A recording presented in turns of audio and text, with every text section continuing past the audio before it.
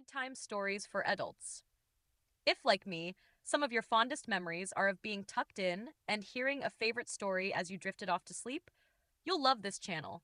Here, you'll find gentle bedtime readings of my own books, narrated by my assistant May, in a soft, soothing voice designed to help you relax. No jarring sound effects, no sudden noises, just calm, feel good stories to ease you into sleep. If you enjoy these stories and would like to support the channel, you can also find all of my books available on Amazon. Chapter 11. Don't Mess with Mom. For a few days, Mom was a little uneasy around Chili, and Chili did not like that in one bit. He would not have a member of his sleuth afraid of him, so he made sure to make a royal nuisance of himself.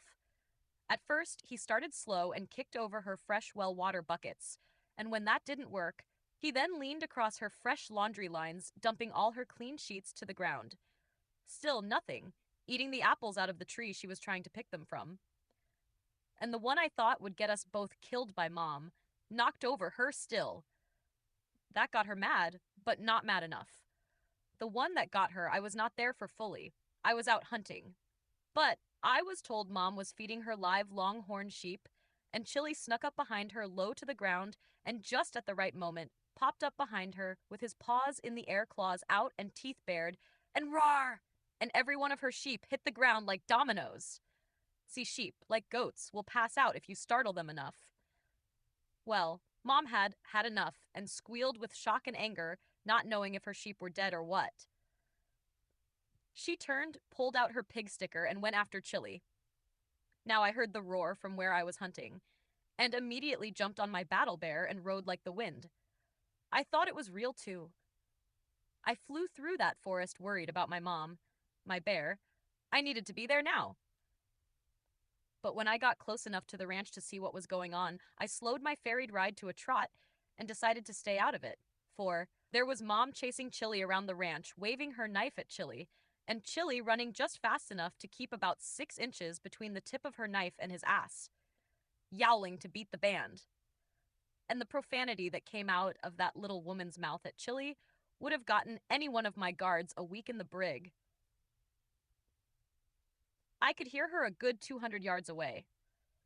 Anyway, it looked like Mom gave up and went in the house, and Chili, proud of himself, started yowling and stomping the ground in front of the house, but then took off like a shot when Mom came out with the blunderbuss double-barreled shotgun and chased him into the barn. I again took off like a shot, riding my battle bear hard as we leaped over the gate and headed straight for the barn. I jumped off my battle bear running and had just made it outside the front door of the barn when Mom came out and said, looked at me, "When he wakes up, you shoot him," shoved the gun against my chest and stomped off for the stables. I uncocked the gun and quickly went into the barn, and there was Chili pretending to be asleep, snoring away and gently pawing at his collar. "She's gone," I said. "Are you proud of yourself?" He opened one eye, then lifted his head and looked around. Ignoring me, he got up, walked past me, and plopped his fat down on the ground in front of the wagon, admiring himself and his collar in the reflection. "Yeah, you're a fucking star," I scolded. "And I had a fat hill grizzly in my sights when you pulled that stunt. I guess there's no supper for you tonight." And I stormed out to go check on Mom. "Hiff, hiff," I heard behind me as I left. When I got to the stables, the sheep were all up and bleeding, and Mom was sitting on a hay bale, arms and legs crossed, and kicking the air with her foot.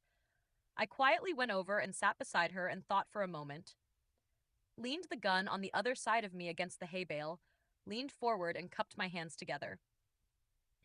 When I first saw Chili in real combat, not just hunting, there was 4 of us on fire watch in the middle of the northern Badlands in Kalimdor, deep in Horde country. Sergeant Daniel Parker, Corporal Luke Crow, myself, and my new friend Chili. Anyway, it was the middle of the night, and I had been sleeping when Daniel woke me up to take my watch. I got up, half asleep, and stumbled over to the entrance of our camp and watched as Daniel bedded down for the night. I was alone. It was quiet, except for everyone snoring. I leaned my back against the post, then slid my ass to the ground, and then fell asleep. Well, while I slept at my post, 20 orc regulars encircled our camp and were ready to attack. I woke to a huge orc standing over me, ready to bring his axe down on my head. I kicked his knee hard as I could, rolled out from under him onto my belly, and yelled, "Invaders!" Chili leaped right over top of me and ate that orc whole. I was right under Chili, for I'm sure were mere seconds, but it seemed like minutes. I could hear that orc's bones and armor crushing in Chili's mouth, blood spraying out in waves covering me from head to foot out from between Chili's teeth. While he chewed, another orc dropped right beside me, sliced almost clean through, with 5 slices going from his helmet to his balls. Chili leaped off me, and I scampered back to my bunk to grab my bow, turned and fired at an orc sitting on top of Luke about to bash his skull in with a warhammer, and put an arrow through that orc's head. Then notched another arrow and spun around in a circle with my bow drawn. Not one orc was left. Daniel got one. I got one. 18 orcs were killed by Chili in less than a minute and a half. The ground was pooled in blood, and orc body parts, some of them still twitching, lay scattered about the camp. Chili came walking up to me with that same face you saw the other day. I was scared, Mom. I thought he could kill me at any second, and I wouldn't even have time to know it. He started making a noise I never heard before, and the arrow in my hand, still ready to shoot, started shaking. Then he puked at my feet, a river of blood and chunks of mangled armor and flesh, and the biggest "burrup" you ever heard. Daniel and Luke started laughing, more happy to be alive than funny, I guess, and I put down my bow and put my arrow back in its quiver. The boys, still laughing, came over and started rubbing Chili's head and calling him a hero. But they didn't see that face, Mom. I was shaken up for a few days. The next morning, the rest of our platoon showed up, and that night Chili tried to sleep beside me. I'd move, he'd sit beside me. I'd move. Finally, he came and sat right in front of me while I was crouched in the grass taking a dump, daring me to move. He'd kick my arrows into the fire and drop my pack into the water. The one that got me was I was taking a drink in the river, and he came up behind me and held my head underwater, almost drowning me. I wanted to kill him. And I did what you did. I pulled my sword and chased him around the camp as he kept just out of the reach of my blade and yowling to beat the band. Only I tripped on a root and went face first into the dirt. With my face full of dirt, I rolled on my back angry as all get out. Chili came, overlaid his paws across my chest so I couldn't move, and licked my face clean. To the amusement of half the guards, they're all laughing and cheering for Chili. That's when I got it. This was Chili's sleuth. I was his sleuth leader, and he couldn't have me afraid of him. And ever since, I never have been. Mom, here your sleuth leader. Chili can't have you afraid of him. You'd kick him out. I looked up at her with sad eyes, but then smiled. You should have run after him when he dropped your sheets on the ground. Although the sensitivist still was really funny, I said, chuckling. Is there any left of that bear in the smokehouse? Mom asked. Just a shoulder roast. Why? I asked. I think I'll take it over to Chili as a peace offering, she said as she got up and grabbed the gun to go put away. Oh, Don, and would you be a dear and go empty his water trough? I'll give him fresh after he eats, she said as she left. That was strangely easy, I thought to myself, but whatever, I'll go empty the trough and see what Chili's doing. I ran over to the barn and saw Chili just lying on his bed. Now you be good, I said. Mom's coming over to apologize. Sit up. Chili sat up on his ass on his bed, looking like a king on his throne, and I dumped his water trough. Just as Mom came in. I'm sorry for chasing you around the yard, Chili. Will you forgive me? She said, as she walked over to him. Yowl hiff hiff, agreed Chili. And here I brought you a peace offering, a nice shoulder roast, she said as she laid it down in front of him and came over to me. Thank you for emptying the trough, son, she said as Chili got off his bed and gobbled up the roast. And don't worry, son, it was raw through and through. And what do you mean by that? I asked. She started walking to the front doors of the barn. Well, the meat was raw, and so were the hot peppers I stuffed it with, she said and smiled. Aw, Mum, I said while laughing and shaking my head. I looked at Chili, and his lips were stuck out way in front of his face than his tongue. Oh, and one more thing, Chili, she said. Don't mess with Mum. And she closed and locked the barn doors. Walking away, I'm sure all she heard was Chili yowling in pain, and me laughing my ass off. Chapter number 12, Don't shoot him, you'll just piss him off. I thought it best to put some distance between these two before the pranking got really out of hand and the score was still 1-1. So I thought, in the morning, I would pack up and Chili and I would continue our hunting trip. I spent our last night on the ranch in my own comfortable bed, unable to sleep with thoughts of Nimicie. In the morning, I had gotten my battle bear all packed up when Mom came out of the house with a basket as big as Linda's and a keg of homemade dwarven ale. I was in the front yard chasing Chili, trying to take off his collar and put on the amulet. Come on, Chili, stop being a baby, I yelled. I'll put it back on as soon as we get to the wetlands, I promise. Chili sat his fat ass in the grass and gave a yowl and a head shake. No, I'd start walking towards him and he'd take off again. Mom went over to my battle bear and tied on the basket and keg, and at this point, it looked more like a pack mule than a battle bear. But that's the good thing about magical mounts. They don't eat or sleep or get tired and can carry anything. Very few races in Azeroth still use live mounts, but they are out there. Then Mom came up to me while I was still chasing Chili around. I put some smoked salmon in the basket for Chili, and the rest of that honey garlic bear leg for you, she said, then gave me a look and held out her hand for the amulet. Sure, why not? I said out loud as I handed her the amulet. She took it, turned her back to me, shook it in the air, and said, Head of the sleuth, watch and learn, son. Then put it in her apron and walked up to Chili, put his cheeks in her hands, and kissed him on his forehead. Looking in his eye, she spoke softly to him, but I was too far to hear what she was saying, and adjusted his collar, then unclasped it and put it around her own head. Grabbing the amulet from her apron, she gently pressed it to his chest. It glowed and turned into the collar and muzzle without a sound or movement from Chili. She then took Chili's collar off her head and placed it around his neck over the Bronzebeard's collar, stuck her hands in both sides of the muzzle to check to see he was getting air, then grabbed the leash and walked straight over to me, with Chili in tow being as good as gold. I'll be damned, I said out loud, as she put his leash in my hands and kissed him again, then me, and put one hand on Chili's cheek and the other on mine and said, Now, you boys take care of each other and come home soon. Yes, Mom. Yowl, we said to her. I've got work to do. And she turned and ran in the house to cry. I mounted my battle bear and turned to Chili and said, In about an hour you'll have that damn muzzle off, and you won't have to see it for another year. Won't that be nice? And Chili started pulling me and my mount to the gate before I even got turned around. A little over an hour we were in the wetlands. It would have been 15 minutes if I thought Chili would jump over the waterfall, as I did as a boy. But Chili hated heights, so we went the long way through the mountain.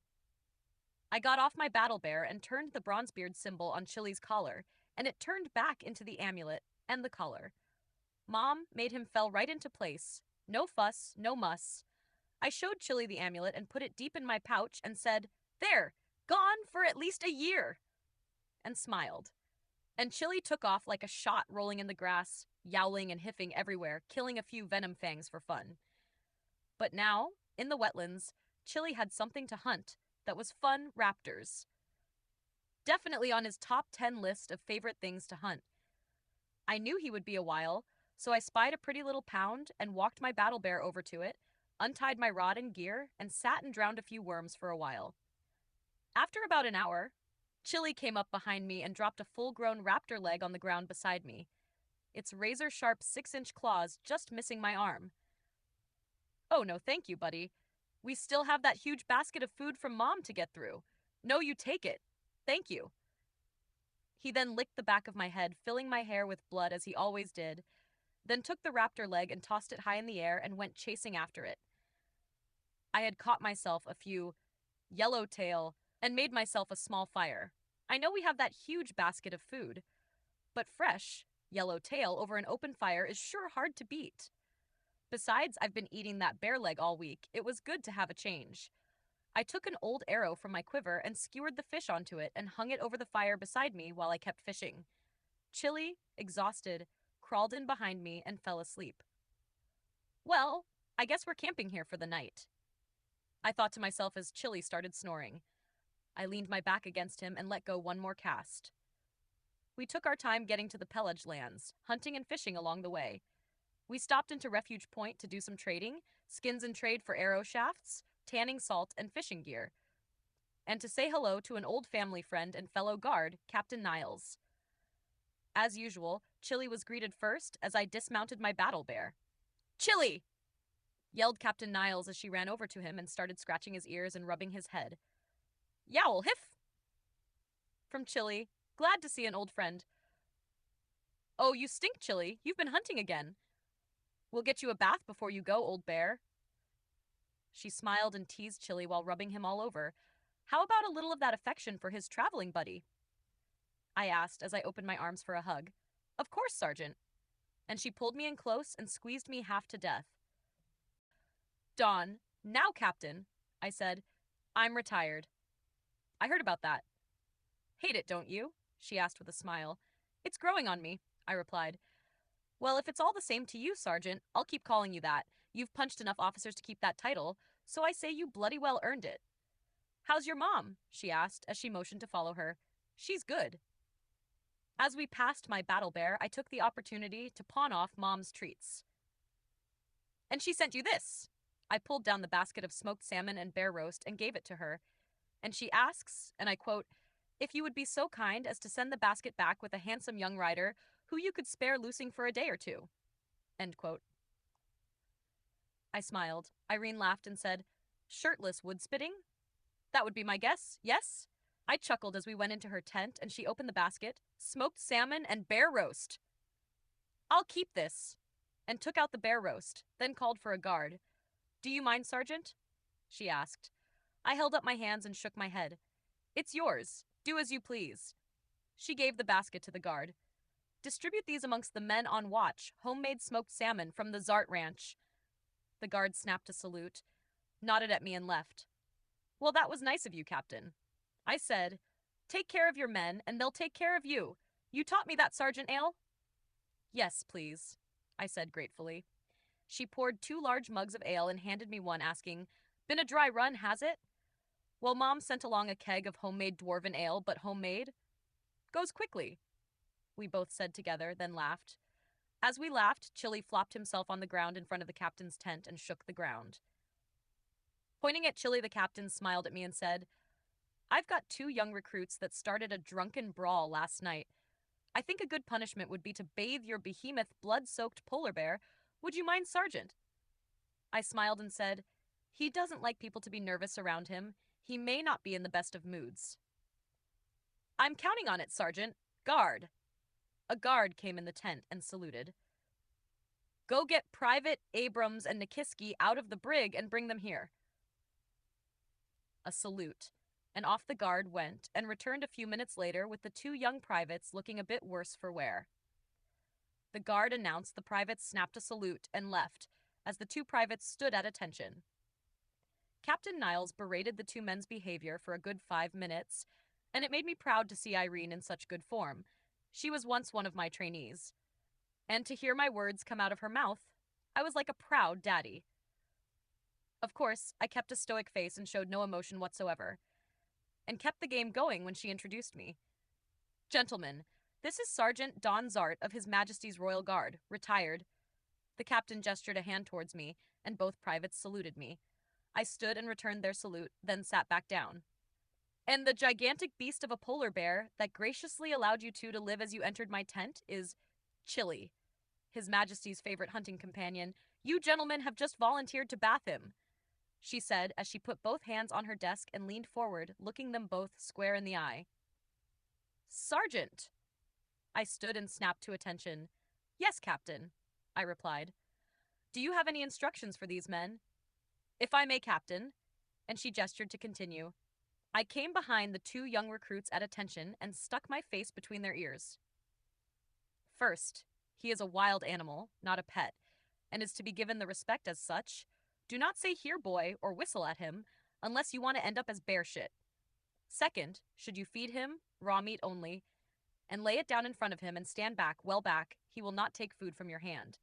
Third, his name is Chili, not a menacing beast or blood-soaked bear. Address him as such. Oh, and gentlemen, if you're wondering how fast could a fat old bear be, His record is 26 orc regulars dead, devoured, or missing in a minute and a half. I then turned, stomped, took 2 steps, turned, and stomped and saluted the captain. Returning the salute, she said, "Thank you, Sergeant. Now, gentlemen, I want that bear washed and cleaned, his razor-sharp claws to a high buff." I coughed. "Brush his teeth," and coughed again. "Yes, and brush his teeth," the captain continued. "That will be all, gentlemen." The 2 privates, trying not to wet themselves, gave a salute to the captain, a salute to me, and left as I and Captain Niles broke out in silent laughter. We could hear the 2 boys being super nice to Chili. "Come on, Chili, we're going to get a bath. Won't that be nice? Come on." And of course, any chance of pampering, Chili is all for, so he sundered off with the 2 privates. "Chili's getting a spa day," I said as I grabbed my ale and sat back down and held my glass up. "A salute to you, Captain. A job well done. And to you, Sergeant, I love that line. 26 orc regulars in a minute and a half? That was beautiful," she said as she sipped her ale, "and true." I said, "Really?" she asked over her mug. I nodded. "Fuck me. More ale, Sergeant?" Spending the night at Refuge Point, I jumped in the shower myself, and with both of us cleaned and polished to a high buff, we said our goodbyes and hit the trail again the next morning. It would be at least another week at the pace we were going till we reached the Plaguelands. Finally, in Western Plaguelands, we spent the day fishing for greater sagefish with nary a nibble. And I chalked it up to exhaustion and decided we needed some pampering and we'd head for an inn. Reaching the inn, Chili went off to find a bush to do his business, and I went inside to get us lodging for the night. "Well met, innkeeper. How much for your finest room and softest bed for the evening?" I said with a smile, leaning my bow against his front desk. "Oh, 1 silver, sir," Innkeeper Floggin said with a smile. "And that includes a fine berth in our stables for your mount, fresh straw, and water in the trough daily." "Fine, and do you have dwarven ale?" "Oh, yes, sir. By the keg, sir." Innkeeper Floggin responded, smiling from ear to ear as if he just sold a bag of shit to a manure salesman. "Please," I said, "stop calling me sir. I'm a sergeant. I work for a living." "I'm sorry, Sergeant. With such fine armor, I assumed. Anyway, here." Floggin ducked beneath the counter and came up with a fresh towel and bar of soap. "The bath is at the top of the stairs, and Kylie will bring you hot wa." "Bear!" Floggin turned white as a ghost and fumbled backward into his bar. I turned to see Chili trying to squeeze his hind end through the front door of the inn. I laughed and said, "You're getting fat, old friend. Come on, suck in that ass and get over here. Martha, Martha, get my gun! A huge white bear, Martha!" Floggin screamed, trying to fumble up the back stairs. I reached over the desk and grabbed Floggin by the back of the shirt and held him in place as I said, "Easy, friend. He is with me. My hunting partner. And you don't want to shoot him. You'll just piss him off." Floggin, still white as a ghost, slowly turned and looked at this 7-foot, 2,000-pounds polar bear. He can't come in here," he said, trying to be firm. I was starting to get annoyed, but still wanting this trip to turn out well, I said with a smile, "Look, friend, we got off on the wrong foot here. Innkeeper, this is Chili. Chili, this is... What's your name again, friend?" "Floggin," he stammered. "Right," I nodded. "Chili, this is Innkeeper Floggin, okay?" "Good. We're all friends now." "Yeah, well, he still can't come in here." Floggin stammered. Now I was pissed. "Look, he's trained. He's not going to shit on your cheap-ass rugs." "I don't care. No is no," Floggin sheepishly insisted. I grabbed my bow and the towel and soap, plopped down 30 copper on the desk, and said, "We're taking your stables for the night. Send out a keg of ale and a leg of mutton for my brah."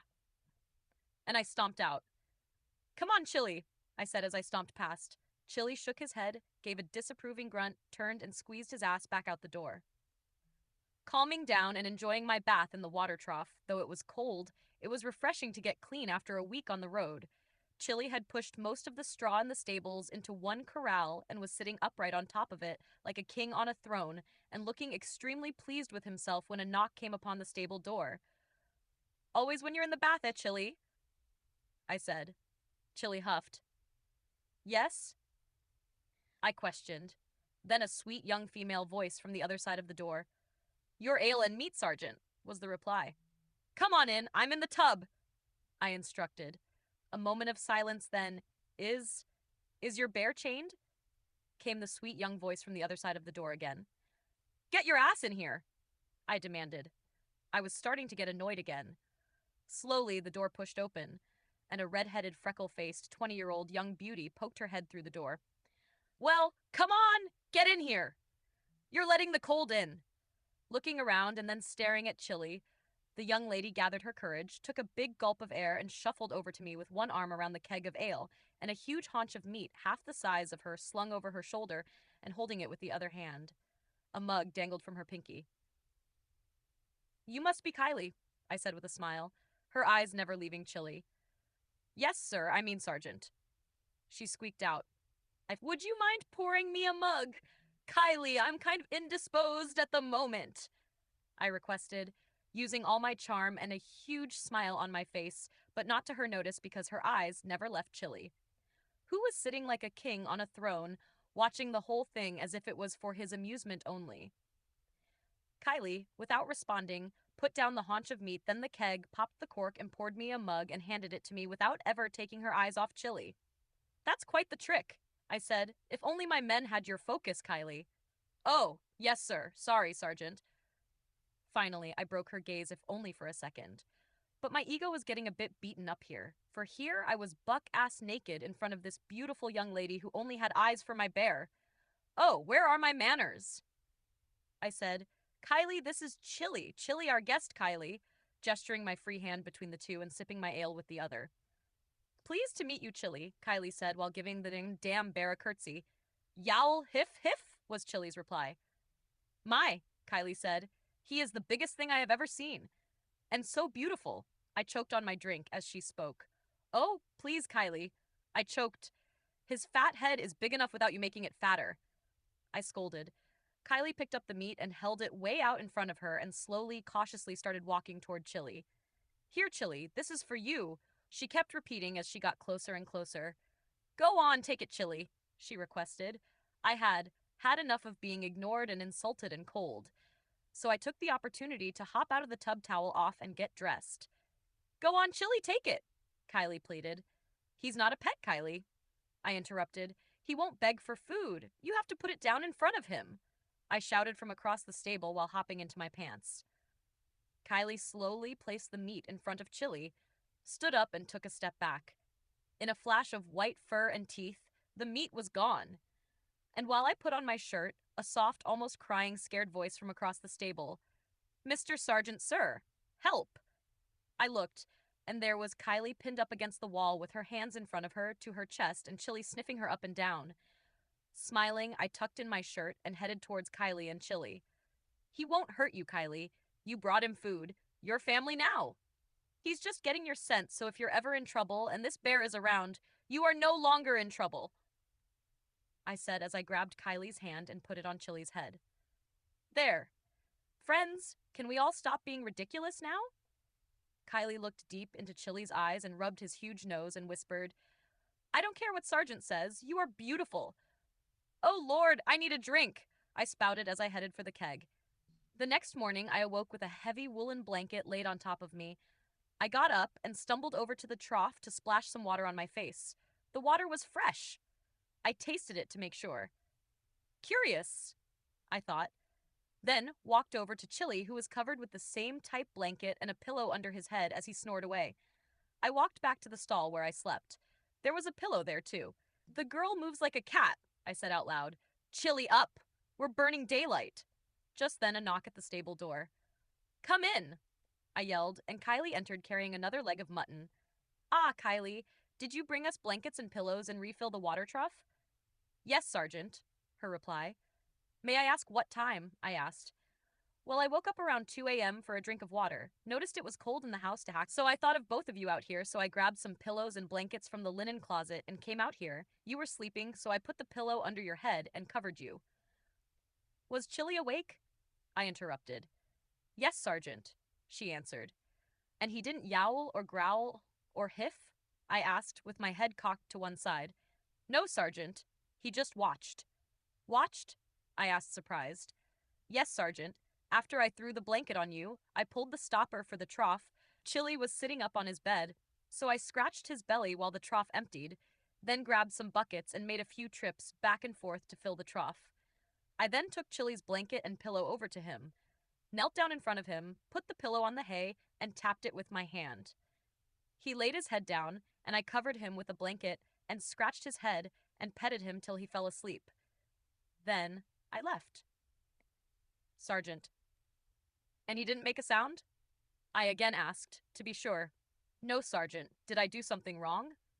No, Kylie, you are a very good hostess. In fact, I'm about to go inside and make your father a very happy man because of you, I said as I smiled at her. Is that leg of mutton for Chili? Would you mind? And smiling, I held out my hand for the meat, and she handed it to me. Walking over to Chili, I positioned the meat in my hand like a club, and with the bone in it, it made a fair weapon. I then pulled the pillow out from Chili's head so as not to get blood on it and tossed it into the next stall. Then, as hard as I could, I hit Chili across the nose with the meat. Up, slut! With a yowl from Chili and a startled, oh, from Kylie, I continued my lesson. When someone comes in while I'm sleeping, you make noise. I don't care how pretty she is. Got it? I yelled at Chili and looked him straight in the eye. Yowl, from Chili. Now eat your breakfast Kylie brought you and be sure to thank her.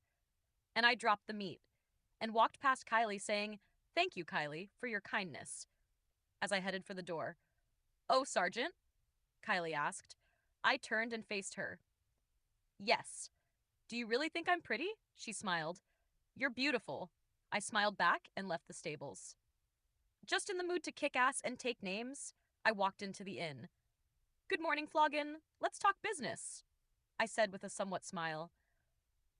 Good morning. I'm sorry, Sergeant. I'll gladly give you a room and pamper your pet in the stables, but no wild animals in my inn, he said this time with a little more confidence. I was impressed. Forget your blasted rooms, I said and plopped 10 gold on his counter in front of him. Chili and I are going to be staying here for a season or two while we do some hunting and fishing. We want your stables. Another trough put in for water for Chili, fresh water in both and fresh hay daily, a keg of dwarven ale and a leg of mutton, raw, towel and soap nightly by 6 p.m. Can you do that, Floggin? Aye, aye, Sergeant, he said as he snapped me a salute. I gave him a curious look. His Majesty's Navy, Sergeant?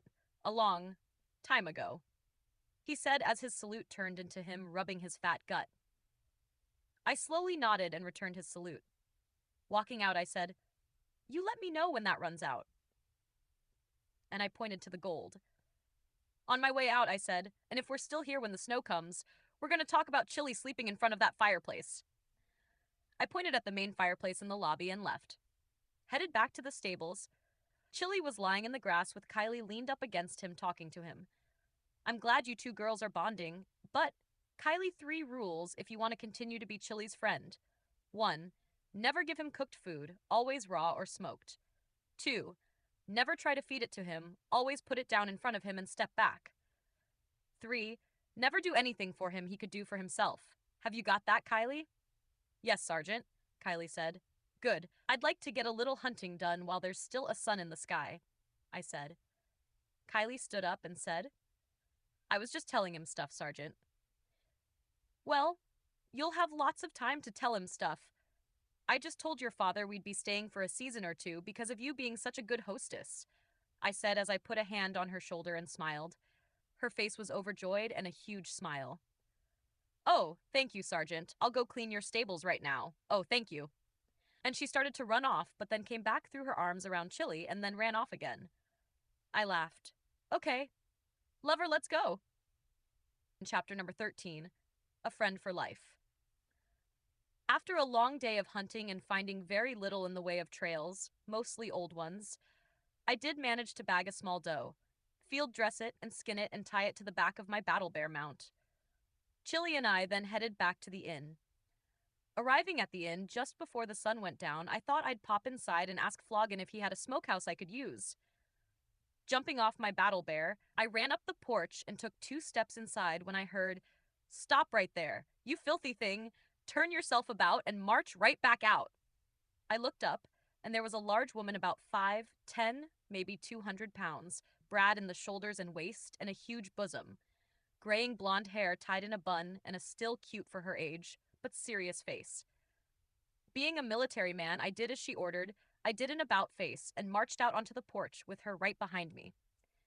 Getting out to the porch, she said, "And just who do you think you are, tracking blood into my nice clean inn?" She asked, looking me straight in the eye with her arms crossed in front of her. I liked her immediately. "Sergeant Don Zart, formerly of the King's Guard, retired, mum," I said and snapped to attention. "Retired? No, you're much too young and fit to be sitting on your ass collecting a check," she said. Oh, I liked her even more. "My thoughts exactly, mum, but rules are rules," I replied. "The king is an idiot," she stated. I haven't had to try and not break out laughing this much since basic training. "So you're the young sergeant my husband and daughter won't shut up about. Are you a troublemaker, sergeant?" "No, mum." "Are you a drunkard?" "Not in a long time, mum." "A fist fighter, then?" "Only when I have to, mum." "The scar on your cheek, sergeant?" "An arrow, mum. The Battle of Burning Steps." "Your eye, sergeant?" "A mortar, mum. The Battle of Swampfield." She looked me up and down like she was buying a new horse, hummed and hawed for a moment, then spoke again. "A little worse for wear. Still good breeding stock," she continued. Tears were coming out of my eye. I was trying so hard not to break out laughing. "Are you ever going to try and enter my inn looking like a stuffed pig again, sergeant?" "No, mum. Never again." "Mum, my utmost apologies, mum," I said, shaking with laughter inside. "Now, where's this huge beast of a bear?" she asked, looking me straight in the eye. I stomped my foot, brought my left arm to quarter bear pointed, and said, "Directly behind you, mum." She turned. "Ah," she said, and started down the porch, stopped, looked back, and said, "Well, come along, sergeant." Turned and continued, "Yes, mum." I followed 2 paces behind and 1 to the right. She went directly over to Chili, grabbed his face, and looked straight into his eyes. Chili didn't know what to make of her. She had no fear in her at all. Looking into Chili's eyes, she said, "Ah, he's got a good soul. You're lucky, sergeant." The urge to laugh was gone. Now I was listening. She continued speaking as she fussed over Chili, looking in his nose and ears, pulling at his cheeks with her thumbs to see his tear ducts. "Just so you know, sergeant, it's not Mr. Floggin who won't let you bring Chili in the inn. It's me. Kylie and Mr. Floggin pleaded your case for a good hour, and I still said no. Would you like to know why, sergeant?" she asked, still examining Chili. "Please, mum," I said. "Because live animals have bugs. And an inn with bugs is a dead inn," she stated and continued. "It's been hard enough to eat the past 5 years with the harsh winters of late. Ah, a tick, right behind his ear. Do you see that, sergeant?" she asked, looking at me. Yes, I do. He must have just picked it up today," I said, concerned. "Well, by the size of it, I'd say you're right, sergeant. Do you know how to take them out?" she asked. "Yes, mum, I do," I said. Then she started running her fingers under Chili's collar. "Grr," from Chili.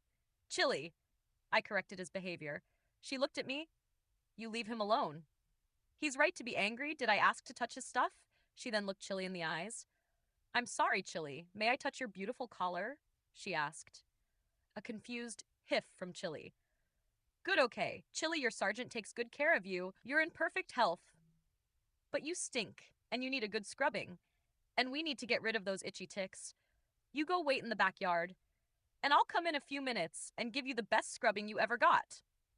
Now go," she said, and to my astonishment, Chili left for the backyard. She then turned to me. "You keep him clean. Check for ticks and mites every time you come back from the woods. Then he can sleep in front of the fireplace come winter, but if we have guests, he's outside, deal?" "Yes, mum. Thank you, mum," I said. "And one more thing, sergeant. If you put a ring on my daughter's finger, then you can call me Mom. Till then, it's Martha," she said and smiled. "Yes, Martha," I smiled back. "Now come with me and bring your kill. I'll show you the smokehouse." We went around the back of the inn and to the top of the hill, and there was a little smokehouse. "Yours to use as you see fit, sergeant. It hasn't been used in a long time. You're going to have to clean the leaves and spiders out of the pipes, and if you use it, you keep it stoked and the fire going. You can see our whole property from up here. Chop down a few trees as needed, and build your tanning racks down there on the other side of the hill. Downwind of the inn," she said as she pointed out her property. "This is more than I could hope for, Martha. Thank you," I said gratefully. She took my arm and said, 10 gold is a lot of money around here, Sergeant. You very well may have saved us for another year, so thank you. Now I'm going to go bath your bear. Oh, and I believe Kylie has a surprise for you in the stables. She's been working on it all day. Goodbye, Sergeant. Oh, and take a bath. She turned to walk away, and I said, Oh, Martha, since the smokehouse needs to be cleaned, would you mind cooking up this deer for supper for everyone? I said and smiled and put the reins to my battle bear in her hands. You have a kind heart, Sergeant. And with that, she left.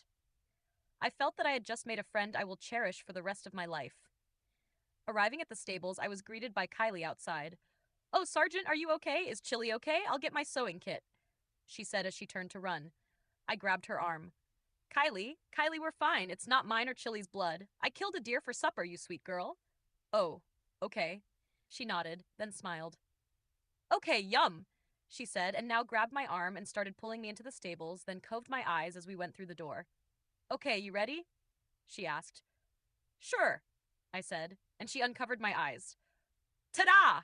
She sang. I looked around and couldn't believe my eyes. All the straw was gone off the floor, and it was swept clean almost to a polish. In the stall closest was a single bed, writing desk, chair, and a vase of flowers and an oil lamp, as well as a keg of dwarven ale and a mug. An old footlocker at the end of the bed that said Navy on it, and a small deerskin as a rug. The next stall over curtains was hung on both sides of the stall. In it, an old tub, a small table with soap and towels, bucket, and a coat rack. The last two stalls, the separating boards had been removed to make one big stall, and the floor was covered with 2 layers of burlap bags stuffed with straw and stitched together to make a huge bed, and the water trough moved to Chili's side of the stables and filled with fresh water. I straightened my blood-soaked armor and composed myself and put my hands behind my back and did a regimental inspection of the place, looking at every detail, while Kylie stood there watching me with a big smile. I walked up and down the stables, looking at everything, rubbing my finger on the desk and tables, pretending to look for dust, and bounced a gold piece off the bed. After about 3 minutes, and Kylie looking like she was going to bust if I didn't say something, I stood in the middle of the stables and looked her in the eyes and said, Outstanding! Bloody! Out-fucking-standing, Kylie! It is absolutely beautiful. Relieved, she said, Oh, thank you, Sergeant. I'm so happy you like it. She grabbed my arm and said, There's a hole for a wood stove up there above the doors and an old pot-belly wood stove in the shed, but it is too heavy for me. Well, my lady, you and I shall tackle that job first thing in the morning. Chili, I'm sure, will supervise, I said and looked at her and smiled. She smiled back and kissed my cheek and said, I'm going to go get Chili. Your mom is giving him a bath, Kylie. Speaking of, I'm going to try out your tub. Fetch me some water, please. Okay, Sergeant. Oh, but I feel sorry for Chili. She said, Why's that? I asked while taking off my armor and hanging it on the coat rack. Oh, Mom's going to scrub him hard, give him a good cleaning. Mom was a stable master for His Majesty before I was born, and she has a way with animals, she said as she slowly picked up the bucket and showed it to me. 5 cold and 3 hot? That'll be fine, Kylie. Thank you, I said as I continued to get undressed. A stable master, I thought as I got into the tub. Well, that explains a lot. I had time to plan my day for the morrow waiting for Kylie. First the stove, then build a tanning rack and wash, clean, stretch, and salt the doe skin, go clean the smokehouse and stalk some firewood, then a trip to the local garrison to see if I can beg, borrow, or steal a topographical map. Just then Kylie came back with a yak with 6 buckets of water. How do you want it, Sergeant? She asked. Surprise me, I said and smiled, and she poured the first bucket of ice-cold water over my head.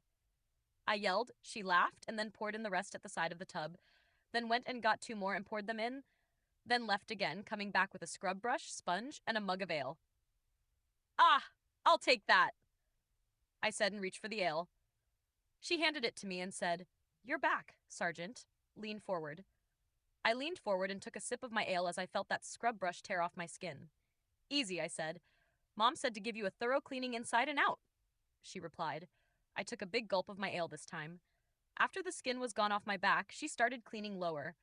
That's not my back. Kylie? KY lie. Inside and out, Sergeant, she repeated.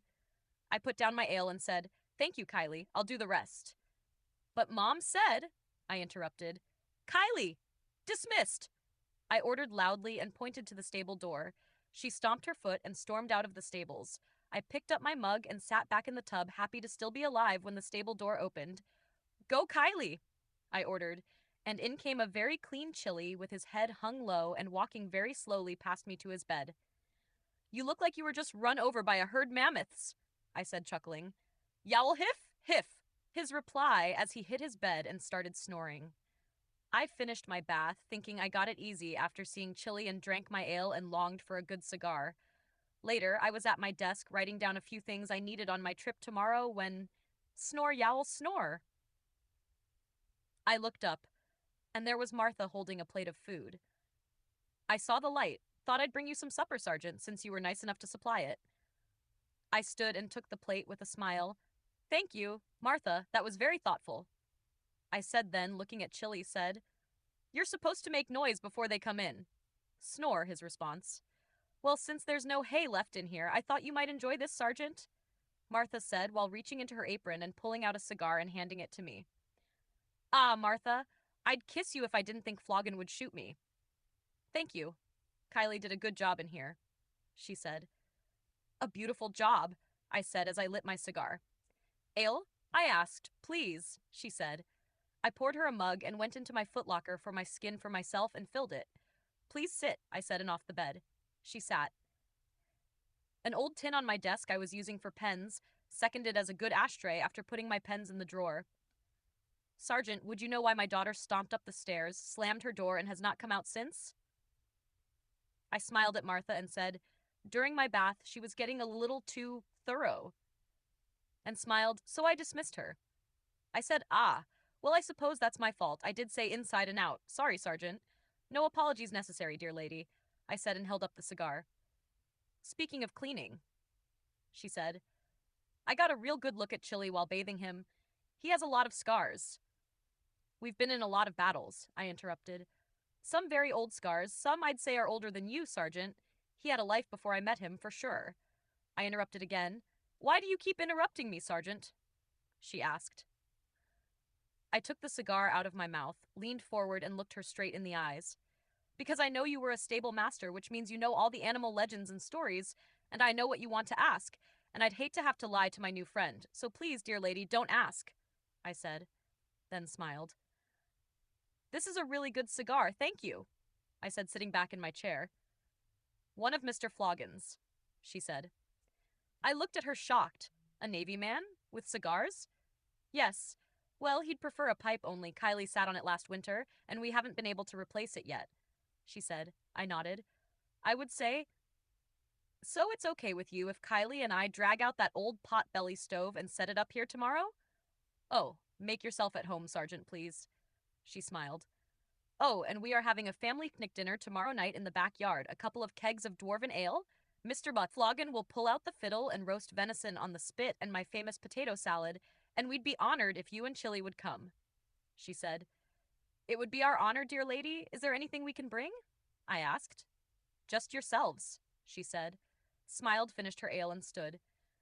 "Thank you, Sergeant, for the hospitality, and let me know if you like the venison." "Oh, Martha, raw meat?" "Raw meat for Chili. I know, Sergeant, he's a wild animal, and you have to keep him that way." She interrupted this time. "You know, Sergeant, there was a time this forest was teeming with bear, huge bear, and hunters would come from all over Azeroth. Business was good then," she yearned.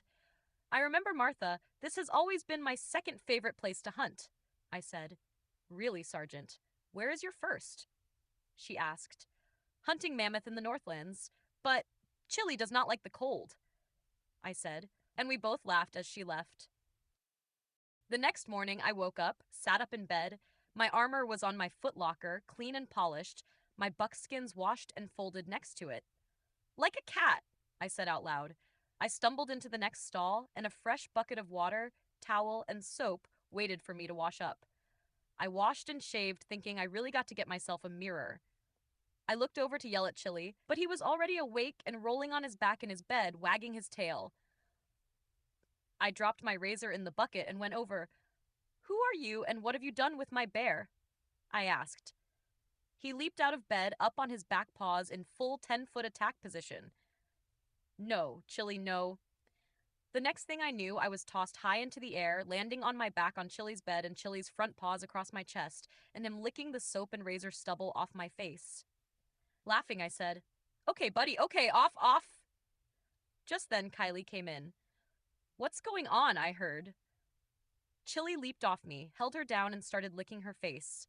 With Kylie laughing and screaming on the floor, I ran past her in my boxers, opened the stable door, and said, "Chili, butterflies," and pointed outside. Chili went running out the door, and I closed it and locked it, then went over to help Kylie off the floor. "What the hell is going on with my bear?" I asked. "He hasn't acted that way in years." Kylie, still laughing, wiped the tears from her eyes and blurted out, "Mom's bath." "What?" I said. She composed herself and said again, "Mom's bath. You're sour and you hurt all over going to bed, but the next morning you feel 10 years younger. Like a little kid. You really ought to try it, Sergeant." With an astonished look on my face, I said, "I just might." Anyway, I brought over the stovepipes. They're light enough for me to carry right outside. And she headed for the door. "Stop," I ordered. "Don't open that door for at least 30 minutes. "Oh, it will be okay, Mom's outside gardening." She opened the door. "See." Keeping my back against the wall, I slid over to the door and peeked out. There was Martha scratching Chili's belly as he lay on the ground, calm as you please. "Martha," I yelled and stormed across the yard in my boxers. "What did you do to my bear?" "Put some clothes on, Sergeant, and you missed the other half of your face," Martha said calmly. "And your bear is right here good as new." "I'll say," I said, shocked. Kylie yelled over from the stables, "While you're over there, grab the stove." I marched into the shed, picked up the potbelly stove with one hand, slung it on my back, and marched back to the stables. "Where do you want it?" There," Kylie said and pointed to a spot. I put down the stove where she wanted, marched over to my desk and poured myself an ale, gulped it down, poured another, and sat to calm down. I calmed down, finished shaving and got dressed, and was finally awake enough to see the humor in this morning's adventure. Kylie had gotten most of the stovepipe installed, only the top remained, and she was trying to reach it standing on a hay bale.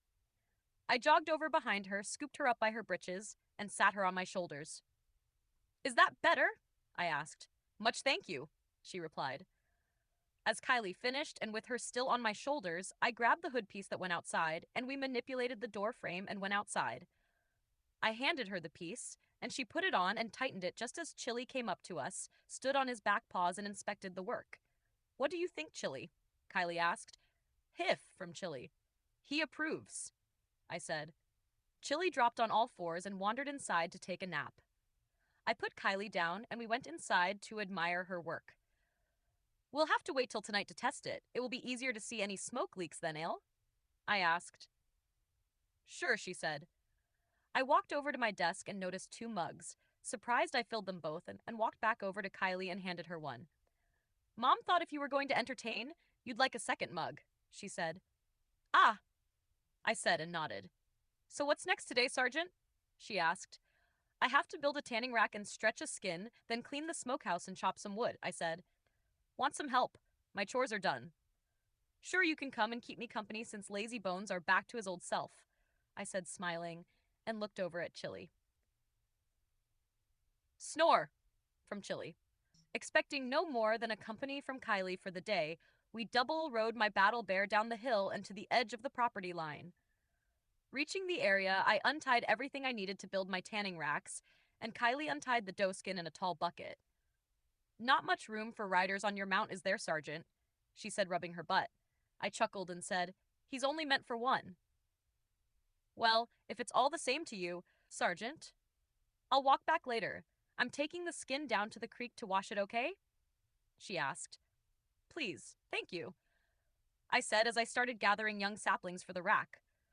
Kylie proved herself indispensable for the entire day.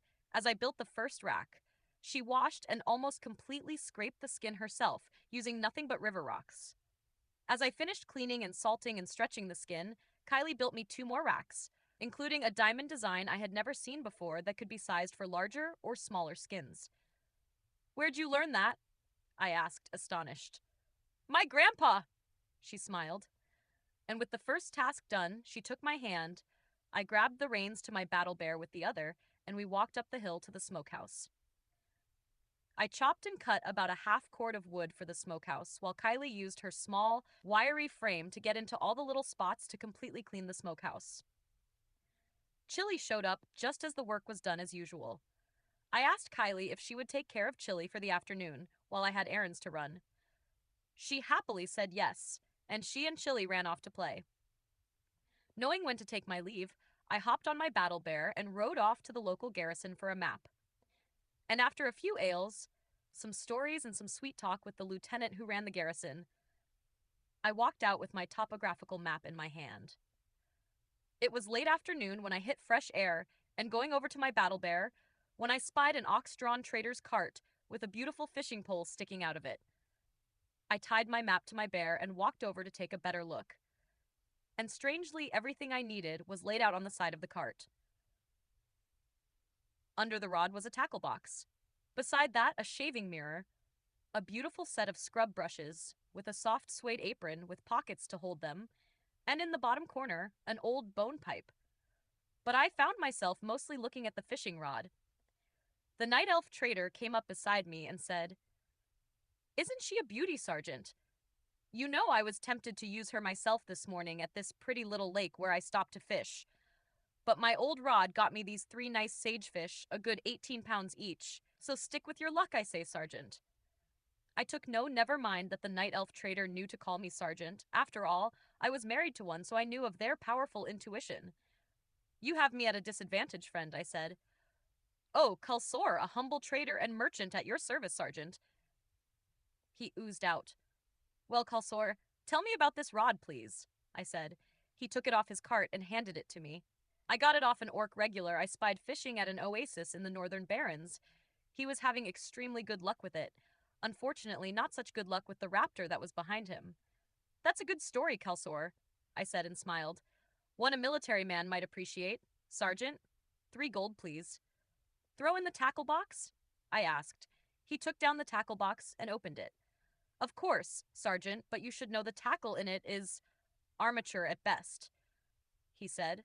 "I appreciate your honesty, Kalsor.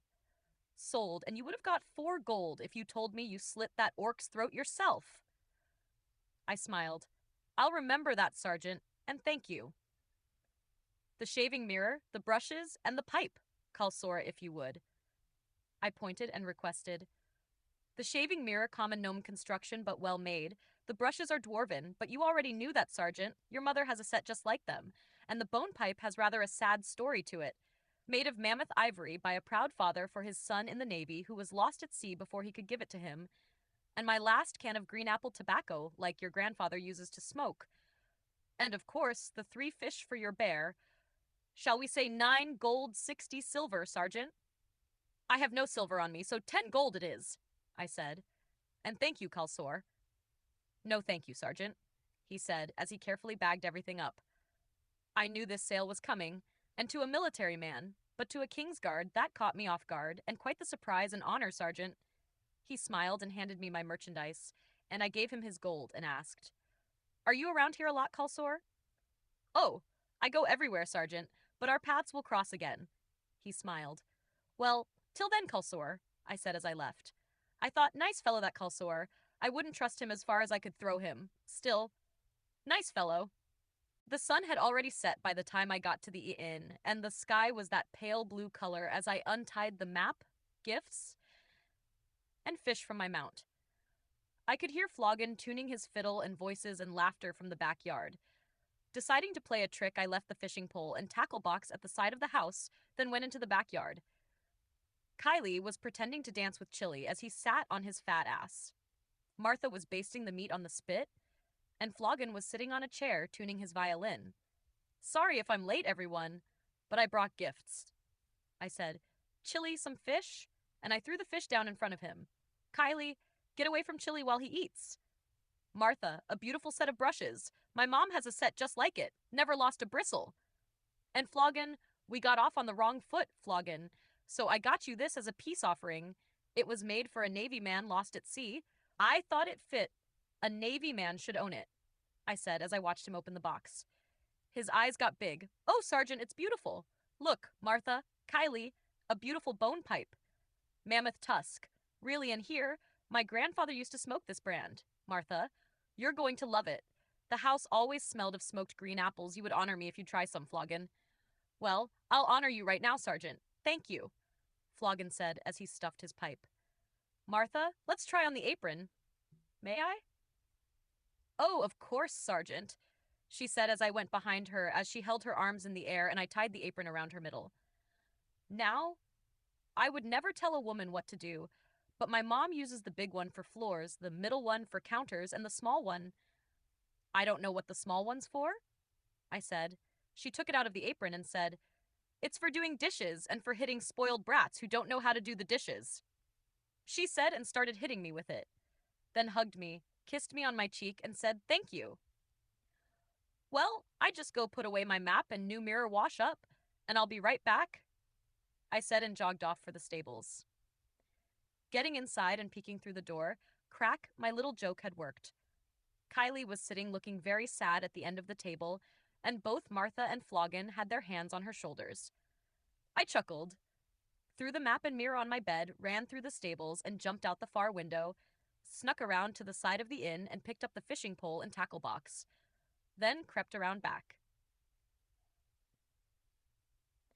Both Floggin and Martha saw me with a big smile on my face, fishing pole in one hand and the tackle box in the other, and both took a step back as I came up behind Kylie and dropped down the pole and box in front of her face.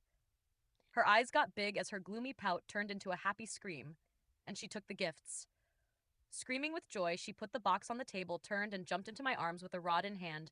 Oh, thank you. Thank you, Sergeant. And she kissed my face over and over. Laughing, I said, Okay, all right, Chili, help. Yowl, hiff, hiff.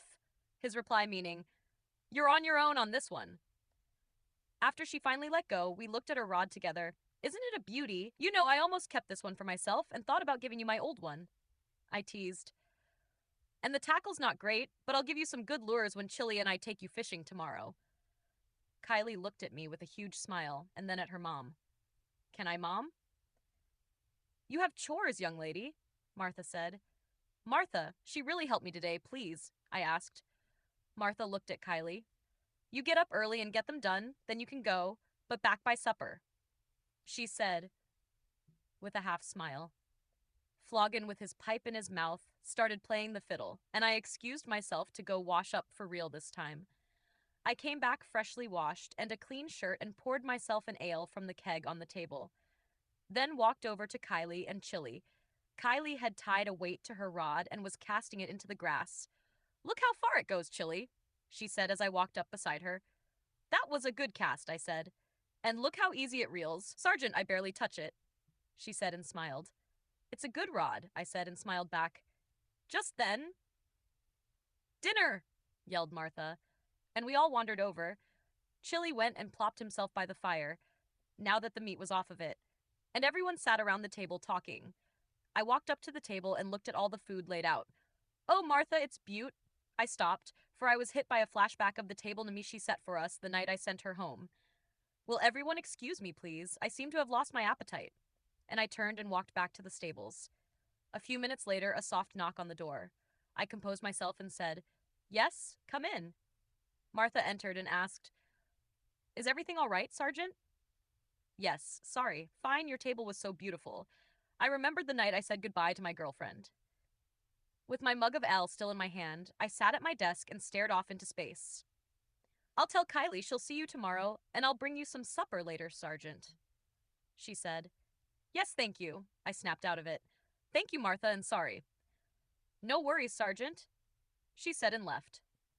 I sat there with my ale in my hand for a good while, thinking of Nimicie and the night I sent her away, and then later of my mother's words about true love only coming once. And I needed to find that girl. But how? Finally, changing thought, I decided to write my mother and tell her about Captain Niles and how I offered her basket of goodies, how she kept the roast bear for herself and distributed the fish amongst her men. It will make Mom feel good that she fed a bunch of army boys far from home. And to expect a rider to bring back her basket and offer to do some chores for a day or two. I was just finishing my letter to my mom when a soft knock on the door. Come in, I said.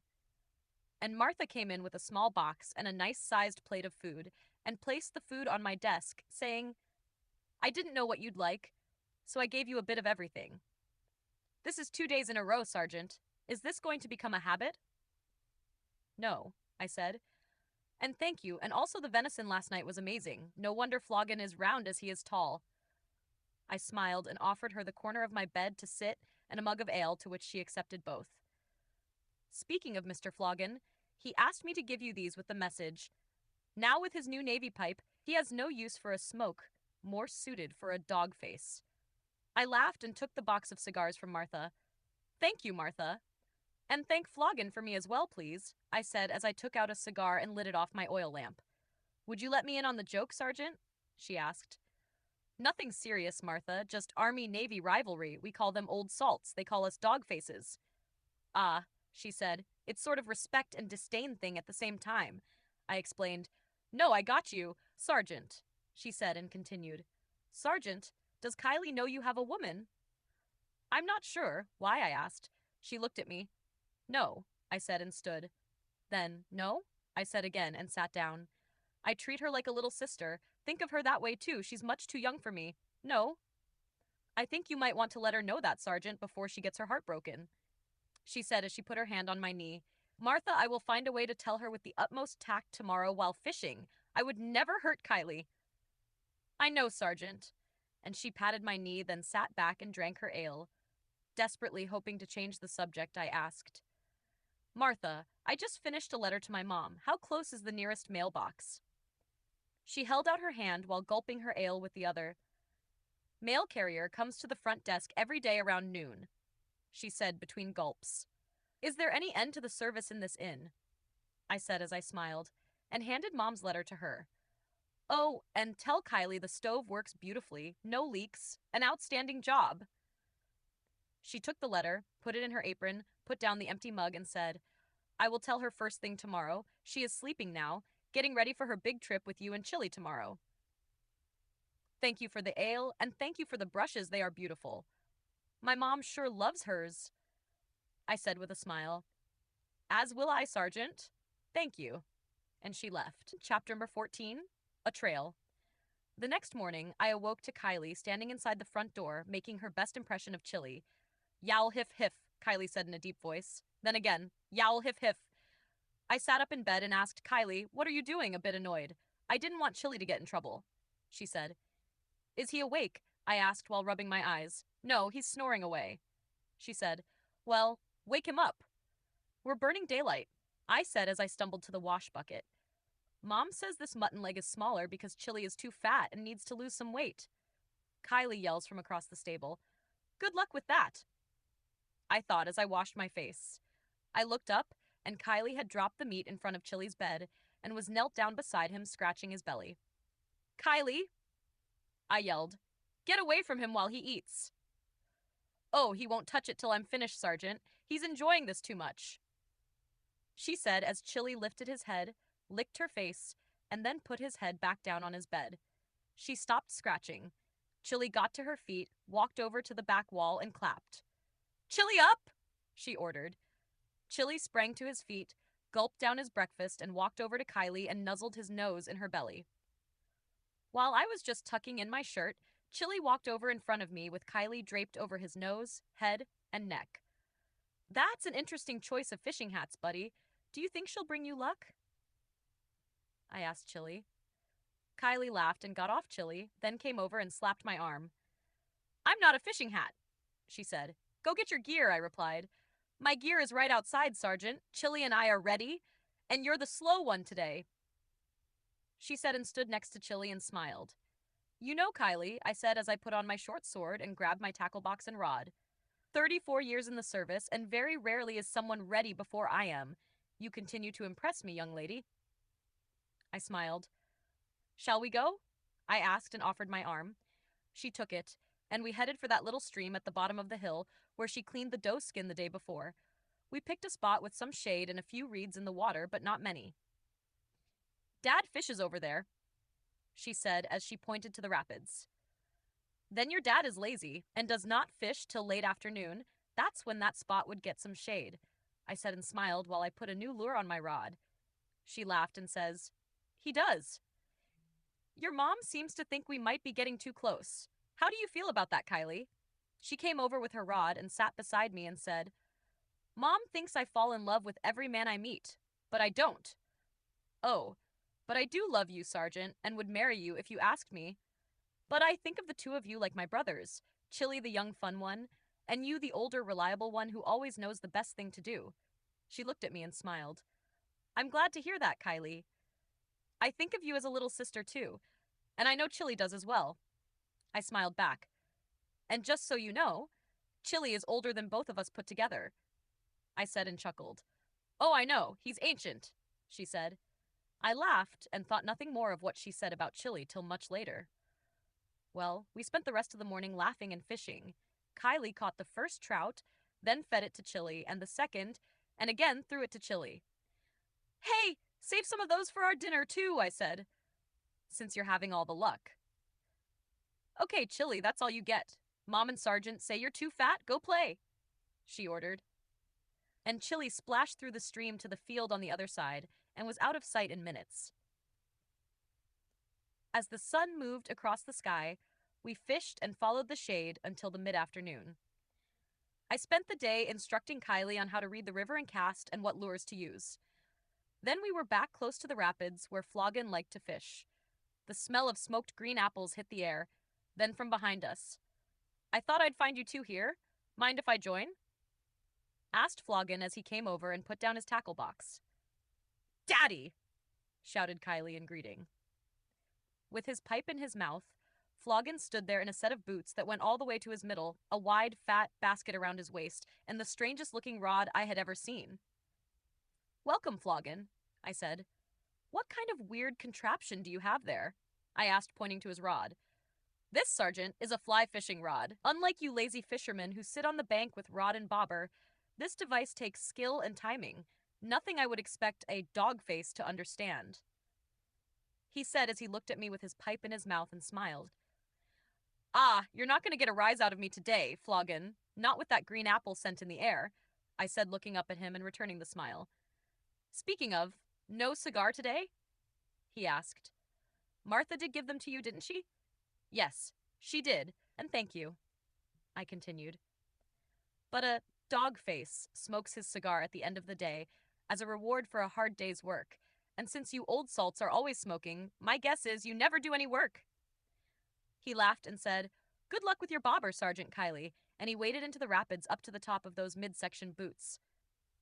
I watched him for a while, swinging his pole in the air, letting out more and more line, then letting his bait just kiss the top of the water and quickly pull it back into the air. I put my rod between my knees and cupped my hands over my mouth and yelled, You should have joined His Majesty's ballet, not His Majesty's Navy. But I was quieted quickly as the biggest trout of the day jumped out of the water onto his hook as he kissed the water once again with his cast. He pulled the trout off his hook and held it in the air to show me, then put it in his funny basket. Well, I'll be damned, I said. You gotta show me how to do that. He took his pipe out of his mouth and pointed it at Kylie. Kylie knows how she'll show you. Then put his pipe back in his mouth and went back to fishing. Surprised, I looked at Kylie. Kylie? I asked. She looked up at me like a kid caught with her hand in the cookie jar and said, But your way is more fun, Sergeant, and besides, that stream gets cold after about an hour. Then smiled. I felt as if I had just been suckered, and to think I was showing her how to fish. While I was getting a fishing and con artistry lesson, Chili had crossed the stream unnoticed and came up behind us and dropped a big bear's back leg between us. Oh, what's that? Kylie screamed. That, my girl, is the best luck we've had all day. I dropped my rod in the dirt and turned to Chili, putting my hand on his head. Where Chili? Show me where you killed him. Chili took off like a shot. I yelled at Floggin. Floggin a trail! Grab our stuff and take it back to the inn. I'll skin the bear leg and gut the fish for Martha when we get back. Come on, Kylie, and I took off running after Chili. Kylie passed by me like a shot and caught up to Chili. I cupped my hands over my mouth and yelled, Kylie, hang back, let him lead. She stopped and waited for me to catch up, then easily pulled in beside me in little more than a jog. What are we doing, Sergeant? She asked. Chili killed a bear, Kylie, and he's taking us to where he killed it. If I can find the bear's trail before Chili killed it, it could lead us back to his sleuth. And then, Kylie, then we're going hunting, I said with a huge smile as we quickened our pace but stayed a good 10 yards behind Chili. About an hour into our run, Chili stopped and started rolling in the grass. Kylie, go run up to Chili and scratch his belly. Hold him still, don't let him move. Now go, I said as I pushed on her back and she was off like a shot again. When I got to Chili, he was on his back with Kylie sitting on top of him, scratching him all over. Okay, Kylie, good work. Now get off him and just pet him as I look around, I said. See, Kylie, this right here. This is where Chili killed the bear. And I pointed. She came over to look. Then that must be his tracks there, right, Sergeant? She asked. Yes, very good, Kylie, I said. Chili, left guard, I ordered. Chili came to my left side and crouched low to the ground, sweeping his head back and forth. Grabbing Kylie, I looked her straight in the eyes and said, Now, Kylie, we don't have any bows and arrows, so stay behind Chili. If anything comes out at us, stay behind Chili. Do not run. He won't let anything happen to you. I promise. Just stay behind Chili. Calmly, she said, Oh, I know, Sergeant. I'm not afraid at all. She smiled and got behind Chili. Carefully and quietly, we followed the trail, the three of us, for about 10 or more minutes till it led to a bigger trail. Chili guard, I ordered. Come here, Kylie. Do you see where this trail leads and where it comes from? I said as I first pointed in one direction and then the other. I'd say this is a regularly used path by about 6 bears, and it looks like 3 or 4 males and maybe 2 females. These big tracks over here must be the sleuth leader, a big male, I said, looking around. Chili says you're wrong. The big tracks are from a female, but she is the sleuth leader, Kylie said. Well, he would know. I mean, he has the nose, I said as I continued looking at the tracks. Wait, what? Chili says there were 4 males, 2 females, but he killed a smaller male, and the big tracks are the sleuth leader, but she's female, Kylie said, rubbing Chili's head and looking at the tracks. Chili, talks to you? I exclaimed. Well, it's kind of more of a feeling than words, but... Uh-huh, Kylie said calmly, still rubbing Chili's head. I fell back on my ass in astonishment, right there in the middle of the trail. Exactly when were you going to tell me you could communicate to animals? I asked calmly. She looked at me curiously and said, I thought you knew. You knew of Mother's gifts. She said that in the stables you knew. I knew she was a stable master because you told me so, I interrupted. Oh, well, she and I figured you figured it out, and I can only communicate with a few animals, but it is strongest with Chili, she continued. That first night in the stables when I called for your help, it was the first time I heard his thoughts so strongly in my head. He told me I was down by a river that day, and to be careful. There were bears in the area. She finished. I looked at Chili. You knew there were bears around, and you couldn't point them out when we went hunting, I yelled. Chili put his head down in the grass. Does he understand me, Kylie? I asked. He knows something I said made you upset with him, she said. I looked at Chili. I'm sorry, buddy. I'm not upset, just this is a bit shocking to say the least, I said, and Chili ran over and started licking me. Okay, buddy, get off the trail, Kylie. Go see Kylie, I said, and Chili ran back to Kylie and sat on his fat ass behind her in the grass. And your mother, Kylie? I asked. Oh, Mom's is very strong. She just looks at an animal, any animal, and she knows his whole life, she said as she nodded. That's what I figured, I said as I stood up and looked around. Damn, I wish I had my compass on me. Sure would like to know where the hell we are, I said out loud. Oh, we're at River's Bend, Kylie said. Right down there between those 2 trees, a small hill and a waterfall where the river changes direction. That's probably where this trail leads, she said, and then pointed to our left, and there should be a road back to the house right over that hill, she finished. Chili, is there any bears around now? I asked Chili. Yowl and a head shake. No. Kylie, stay with Chili, I ordered and ran up to the top of the hill. There was the road just on the other side. I ran back down and joined Kylie and Chili. Well, Kylie, you are right. You continue to impress, young lady. Let's follow the trail and see if you're right and it does lead to the waterfall. We started walking just off the trail, not to leave our scent on it, and did follow it all the way down to the waterfall. I guess you were right, Kylie. How did you know where we were? I asked. My grandfather used to hunt down here when he was alive. He took me a few times, but he was not nearly as nervous as you are, Sergeant, she said with a smile. First, I'm not nervous. I'm cautious. Second, your grandfather knew the area and knew how smart his granddaughter is. I'm just learning both. So forgive me if I seem a little overprotective, I said sternly. Besides, your mother would have my head if anything happened to you. I knelt beside Chili, who was getting himself a drink from the river. We'll camp over there on the other side of the waterfall in that clearing. It should hide our scent nicely from this side of the river, I said to Chili as I pointed. Yay, camping! Kylie exclaimed and started dancing around. I stood and said, Oh, you're not coming! Oh, please, Sergeant. Please, I'll cook and clean and make myself useful, please, she begged. Kylie, it will be at least a week of sleeping on the hard ground, no beds or baths here, bugs and some cold nights with a low or no fire, I said. I have a huge padded blanket, Daddy has a tent, there's a waterfall right there, and boiled sage and tree moss will keep off the bugs, she said with her hands on her hips. Please, clasping her hands together. Do you have a mount? I asked. Daddy has an old black horse mount I could use. Well, we'll see what your parents say. If they say no, you stay home, I instructed. With a big smile on her face, she said, Okay, Sergeant. Then she ran over to Chili and threw her arms around him and kissed him and pulled at his collar to get him to come to play. Chili snapped his head around to Kylie. Grr! Chili warned. And Kylie backed off as I yelled, Chili, to correct his behavior. Yowl, hiff, hiff, Chili said and went back to his drink. Don't touch his collar, Kylie. He's very touchy about that, I warned. Yeah, he says his mom made it for him and he's very afraid someone will take it from him. Kylie looked at me confused and I smiled and said, Thank you, Kylie. Then I walked over to Chili, knelt down beside him and said, You know, Mom would gut the first person who tried to take your collar, brother. Chili looked me in the eye and licked my face. All right, we're burning daylight, I said as I stood. Let's get home.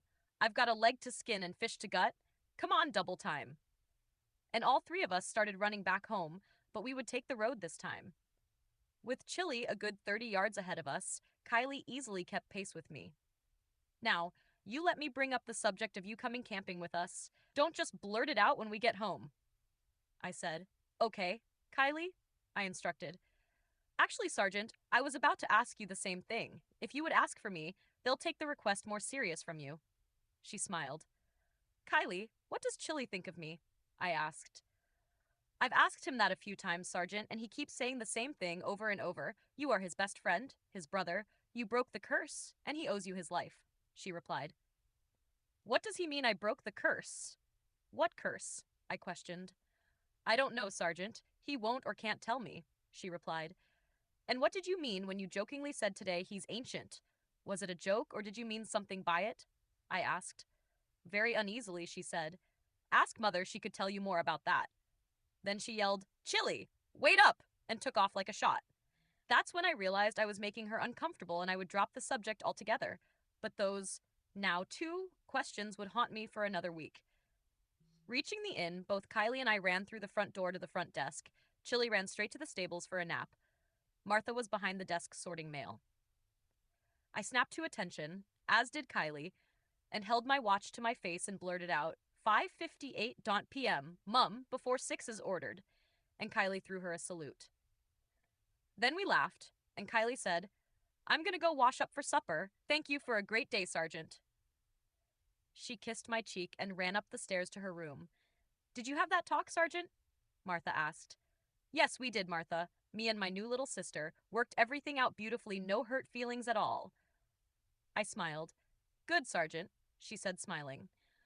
I'll go skin that bear's leg and gut those fish for you now if Floggin brought them up, I said. He did, and there's no need, Sergeant. The fish are cleaned, and the bear leg is on the spit for supper, and he didn't know whose pole was whose, so all the fishing gear is in the stables, she said. That's fine. Martha, I'll be sure to thank him at supper, and we've got great news, too. I'll go wash up for supper, mind, if I cut through your kitchen? I asked. Go ahead, Sergeant. Oh, Sergeant, a strange man dropped this off for you earlier today, she said as she went under the desk and brought up a short bow and a quiver of arrows. And this note, Sergeant, she said as she handed me the note. Strange, I thought no one knows I'm here. I quickly read the note aloud. Sergeant, I've had this bow in my cart for a long time and never sold it.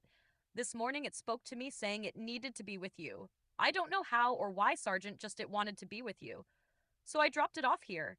Now, when I have a feeling this strong, I never know if it's good or bad. And since it is a weapon, Sergeant, no charge. I included a quiver of arrows with it, Sergeant, for a bow without an arrow is useless. For the arrows, 30 silver the next time we meet. Culsor. Huh. Night elves. They always creep me out, Sergeant, Martha said. Really? You who speaks to animals? I chastised. She went back to sorting her mail without a word. I took a better look at the bow. A short bow, light and fine construction, strong, made of Yule wood, otherwise known as magic wood because of how strong it is. A level sight and eye built into it, a carved bone handle, and in the front of the handle, inlaid in gold, was the king's guard seal. I immediately knew who it was for, but I kept my mouth shut for now. Huh. Well, that is strange. Still a pleasant surprise, I said. I picked up the quiver off the desk and said, Right through here? I pointed at the kitchen and double-checked it was okay. Yes, Sergeant, and grab those 4 smaller trout for your bear's supper. The biggest one is Mr. Floggin's supper. He wants it with navy beans, she said. He wants it to show off, is why he wants it. I thought to myself. So looking to see no one was watching, I grabbed a handful of salt and stuffed it inside the big trout's belly. Enjoy your dinner, Floggin, I thought to myself as I grabbed Chili's fish and headed off for the stables. Reaching the stables, Chili was fast asleep. I decided not to wake him since he had such a hard day. Instead, I'd leave his fish on the floor in front of his bed and let his nose wake him when it's ready. I took my map and compos out of my footlocker along with a fresh shirt and trousers and put in the bow and quiver of arrows. Then laid everything on my bed, then grabbed my bucket and headed for the well. I figured a cold bath might be just what I need to put some life back in these old bones. I did think of Martha's rejuvenating tub scrub, but after seeing what Chili looked like after his, well, I'm not brave enough to attempt it just yet. After filling the tub and deciding to get it over quickly, I jumped in the air and landed in the freezing cold water and gave out a roar, then splashed cold water on my face, and, of course, a knock at the door. Always when I'm in the tub, I said to myself out loud. Come in, I yelled. Kylie entered and said, Oh, sorry, I didn't know you were in the tub. No, good timing, Kylie. Fetch me a mug of ale off my desk and light a cigar for me and bring it to me, will you? I asked, and she did. Shall I do your back, Sergeant? She asked. No, I shouted. I mean, no, thank you, Kylie. This is more of a cool late afternoon soak than it is a good scrubbing. A time to enjoy the cool water and ale and a good smoke, I said quickly, not to hurt her feelings. She gathered my buckskins off the floor and said, I'll get these washed for you, Sergeant. Oh, that's where my fishing gear is, she said as she spied the 2 rods and tackle boxes by the door. And just leave it there, I said. We don't want to raise any suspicions till I get a chance to ask for your help tonight after dinner. Okay, Sergeant, she smiled. Oh, Chili's awake. May I go say hi and check him for ticks, Sergeant? Go, I said as I sat back in my tub and enjoyed my ale and my cigar. About 20 minutes later, I was finished my ale and had the dead butt of my cigar in my mouth because I didn't have an ashtray and was lazily pep-talking myself out of the tub to go get dressed, when the weirdest sound I've ever heard came out of Chili. Yowly, yowly, yowl. I leaped out of the tub, wrapped a towel around myself, and ran over to Chili, who was standing on his bed on all fours, looking like he had just been violated. And Kylie crouched down and behind him. What are you doing? I asked, rather surprised. I'm checking his balls for ticks, she replied. Not knowing what to say to that, I said, A little more gently, Kylie. And you, I said as I looked at Chili. Man up, I ordered and walked away to go get dressed. I got dressed and gathered my things as Kylie finished with Chili, washed her hands, then filled and lit the potbelly stove for him. Outstanding job on that stove, Kylie. No leaks whatsoever, I complimented. Are you ready? A nod from Kylie, and we was off to dinner at the inn. Here's chapter number 15, Dinner with the Floggins, Part 1. We walked in the front door and made our way over to the lovely old oak dining table by a small fireplace just outside the kitchen. Floggin was already sitting there reading. Kylie scooted in on the far side by the fireplace, and I sat on the outside bench, leaving the chair at the end of the table closest to the kitchen for Martha. "Oh, Daddy, you're wearing your smoking vest again? You look so handsome in it," Kylie complimented. Floggin put down his book. "Thank you, Pumpkin, and I'll be sure not to leave it on a chair this time," he said, giving a forgiving smile to Kylie. "Your wife sure puts out a beautiful table, Floggin," I complimented. "Doesn't she, though, Sergeant? And it doesn't matter who's here or if it's just us, she always pulls out all the stops," he said as he learned. "Her way of saying she loves you." "Floggin," I said as I put my napkin on my lap. "Yes, I suppose, thank you, Sergeant," he said as he did the same. "Any luck with that trail, you two?" Floggin asked. Kylie started to say something, and I raised my hand to stop her. "We'll wait till everyone's here, then I'm sure Kylie is just busting to tell everyone." I smiled at Kylie. Just then, Martha burst in from the kitchen with a platter in hand. "Mr. Floggin's fish," she announced and placed it down in front of Floggin. "The bear roast is coming next, everyone," she said and disappeared back into the kitchen. A beautiful platter with navy beans and fried potatoes and Floggin's prize catch straight across the middle, wonderfully cooked. "More than enough for two, Sergeant. Would you like a piece? Tail or head?" he asked with a very satisfied grin on his face. I held up the palms of my hands to him and said, "I wouldn't dream of it, Floggin. This is your honor, you enjoy." "Suit yourself, Sergeant," he said as he started eating. Martha popped back out of the kitchen with a delicious bear roast, wonderfully seasoned and marinated, and placed it on the center of the table. "Give us your plates, everyone," she said as she started carving thick pieces of roast for everyone, with everyone settled in and ready to eat. "I said I had better let Kylie tell you of our adventure today before she explodes. Kylie, the floor is yours," I said and started eating. "We found a trail," she blurted out, then continued. "We ran after Chili for about an hour, up by River's Bend. Then he started rolling in the grass. Sergeant told me to go rub his belly and keep him still till he caught up." Kylie started, then was interrupted by Floggin. "River's Bend," Floggin said, impressed. "Guess that bear isn't as fat as you thought, huh, Martha?" he said as he stuffed a potato wedge in his mouth. "Continue, Kylie," Martha said. "Okay, I held Chili still while Sergeant looked around and spotted the bear's trail. I interrupted this time while swallowing my food and holding my napkin in front of my mouth. I spotted the kill site." "You spotted the trail, Kylie." Again, she continued. Sergeant ordered Chili to left guard, and Chili got a real mean look on his face, crouched to the ground, and pulled up beside Sergeant. She continued.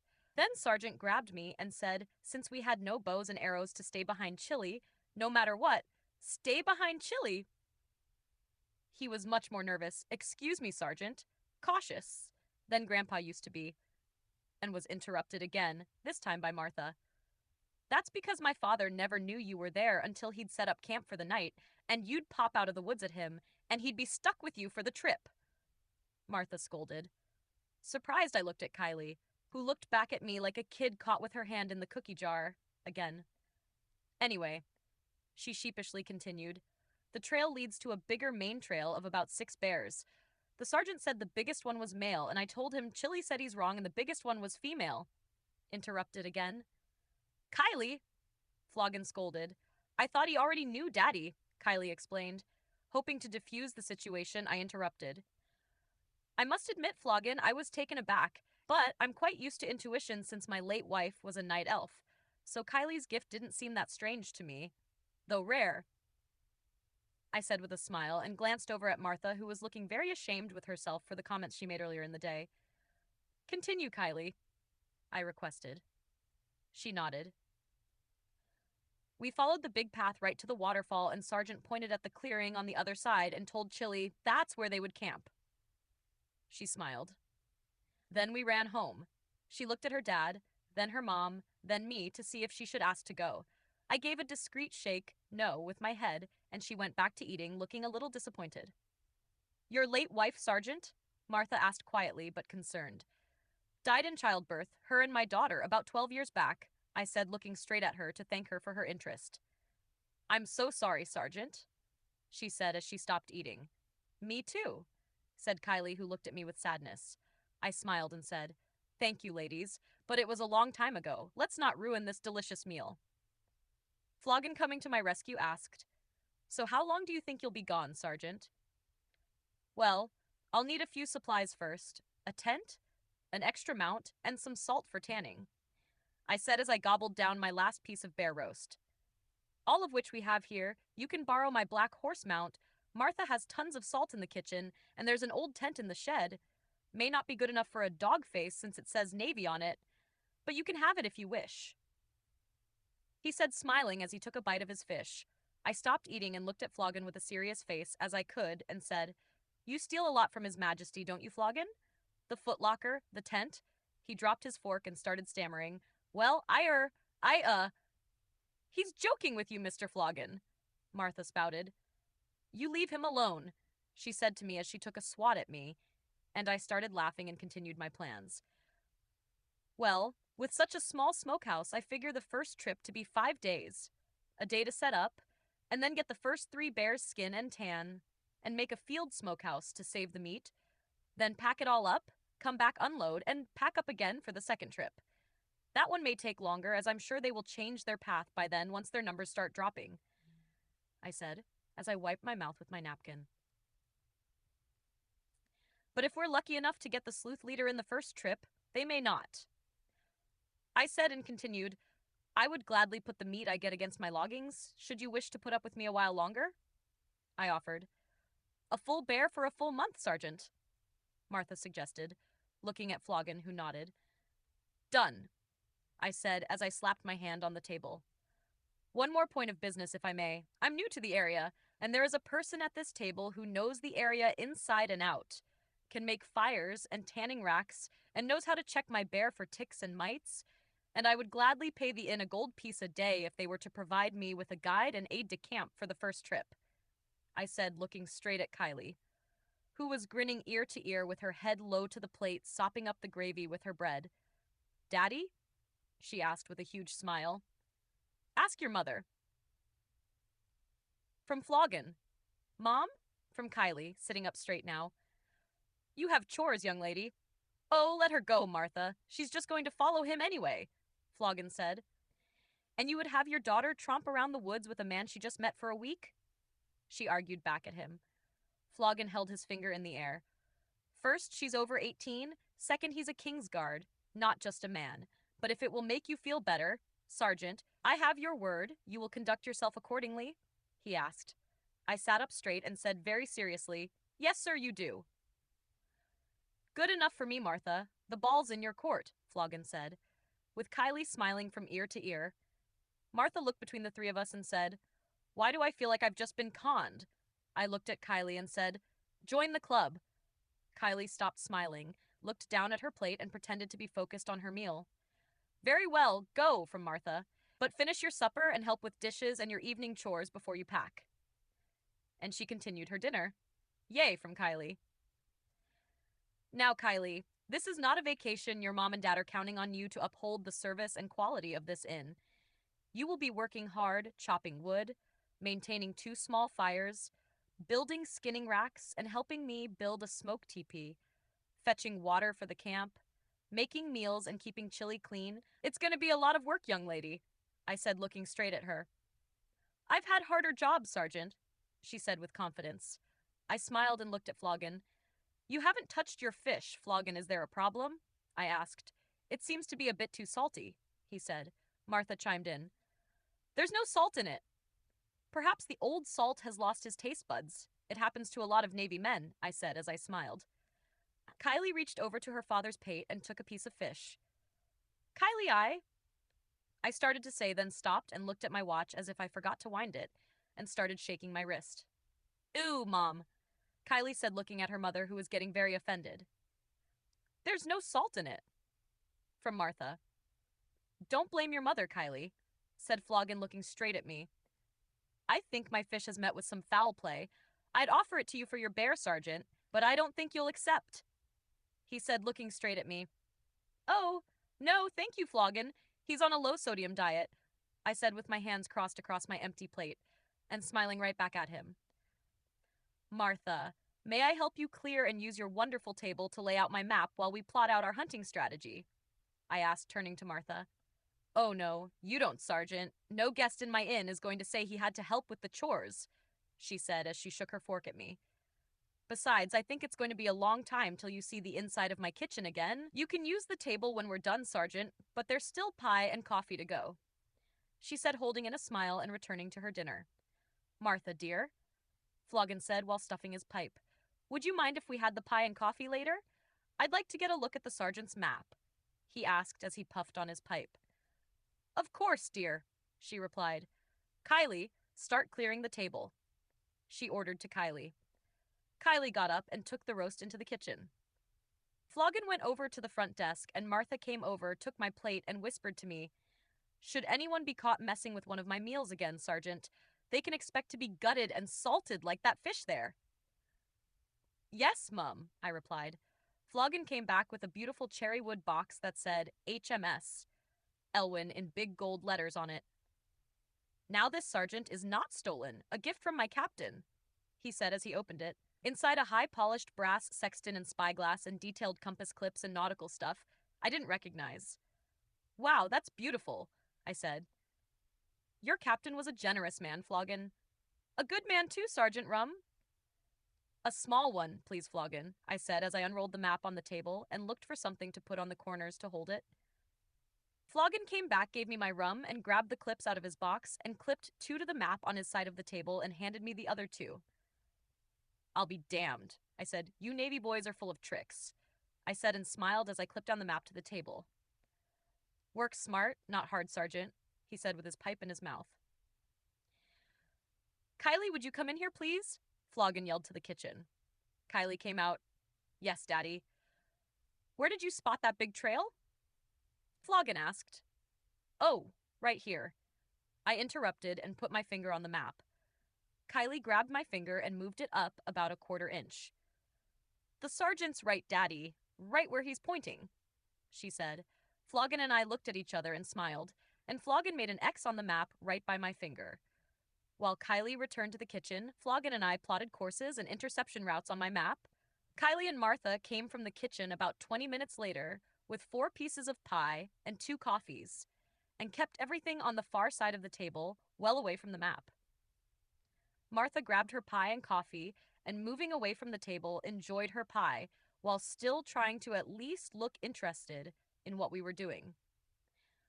Kylie went to the bar and came back with 2 mugs of dwarven ale and placed them by the pie after taking a long sip from one of them. Come here, Kylie. I want you to see this, I said as I motioned for her to come over and look at the map. We explained all the markings to her, and she suggested we take a different road to the clearing so we wouldn't get everything wet trying to cross the river. I took her suggestion, and we rolled up the map and put it away, and all sat for our beverage and pie around the table. That's a handsome map you have there, Sergeant, Floggin said as we ate.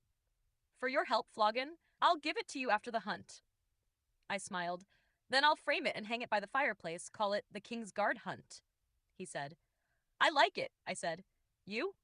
I said to Kylie abruptly. What are you doing, still sitting there? Go get packed, I ordered. She gulped down her ale and gobbled her pie, then ran into the kitchen with her plate and back out without it, and ran up the stairs. No dresses, long pants, and good boots, I yelled as she went by. You can use your grandfather's backpack, Floggin yelled. Getting up off my seat, I went to the stairs to make sure her door was closed, then came back to the table. Now that I have you 2 here without Kylie, I'd like to ask both your permission on something, I said. Oh, this is it, Martha. He's going to ask for her hand, Floggin said while lighting his pipe. I laughed. Better, I said. I'd like your permission to write a letter to my friend to get Kylie Floggin accepted into His Majesty's Royal Guard Academy as my ward, I said with a grin. The King's Guard! Floggin yelled astonished as he stood and dropped his pipe out of his mouth and right into his pie. Shh! I don't want her to know until I have your approval, I said. You have me at a disadvantage, Sergeant, Martha said with curiosity and concern. Martha, the Academy, turns young cadets into future officers of the King's Guard, 4 years of the best teachers and trainers on Azeroth. She'll have a home for life. She'll travel the world. She'll have teachers that can understand and refine her gifts. She'll be retired at 49 with a full pension and have the rest of her life to do with as she pleases. And Martha, should she choose to get married and have kids, her kids will have automatic acceptance in the academy when they are old enough. I said as I knelt down beside Martha.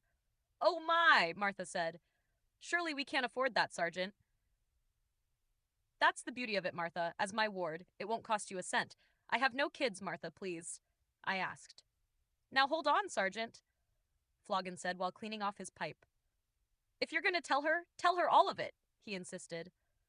Like how you guards are world-class trained assassins, walking death machines. But that's only one part of it, I insisted as I walked over to Floggin. Oh, really, Sergeant? Tell me you couldn't kill me 7 ways before I got out another word, with my own pipe, he said, then turned to Martha.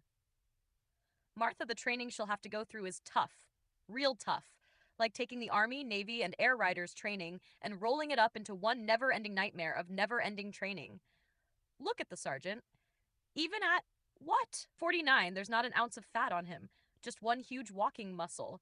A regiment of not only physical but mental training, ball busting, cock swinging, commandos, Floggin said while turning from Martha and looking at me. Calmly, I said, they're also trained in diplomacy and tact. They know several different languages, trained in leadership and discipline. Your daughter, Floggin, runs like the wind, moves like a cat, is up at the crack of dawn, works like a dog, learns quickly and easily, listens quickly and easily, and treats a 2,000-pound polar bear, a bear most men shit their pants when seeing, who even you yourself shit your pants when seeing, like he's a puppy, and gets him to obey her like he's a puppy. I walked over to him and put my hands behind my back and said, Why? Do you think the woman I just described wouldn't be one of His Majesty's best officers and leaders of men? I asked, looking him straight in the eye. Floggin looked past me to Martha. Martha, he said, have you even asked Kylie if she would want that type of life, Sergeant? Martha asked quietly. No, Martha, I haven't. I wanted to run it past you and Mr. Floggin first, I said, still looking at Floggin. Then I turned and sat at the table. Now, they may still say no. Kylie is a little older than your average cadet, and that means her squad is going to be looking to her for leadership and guidance.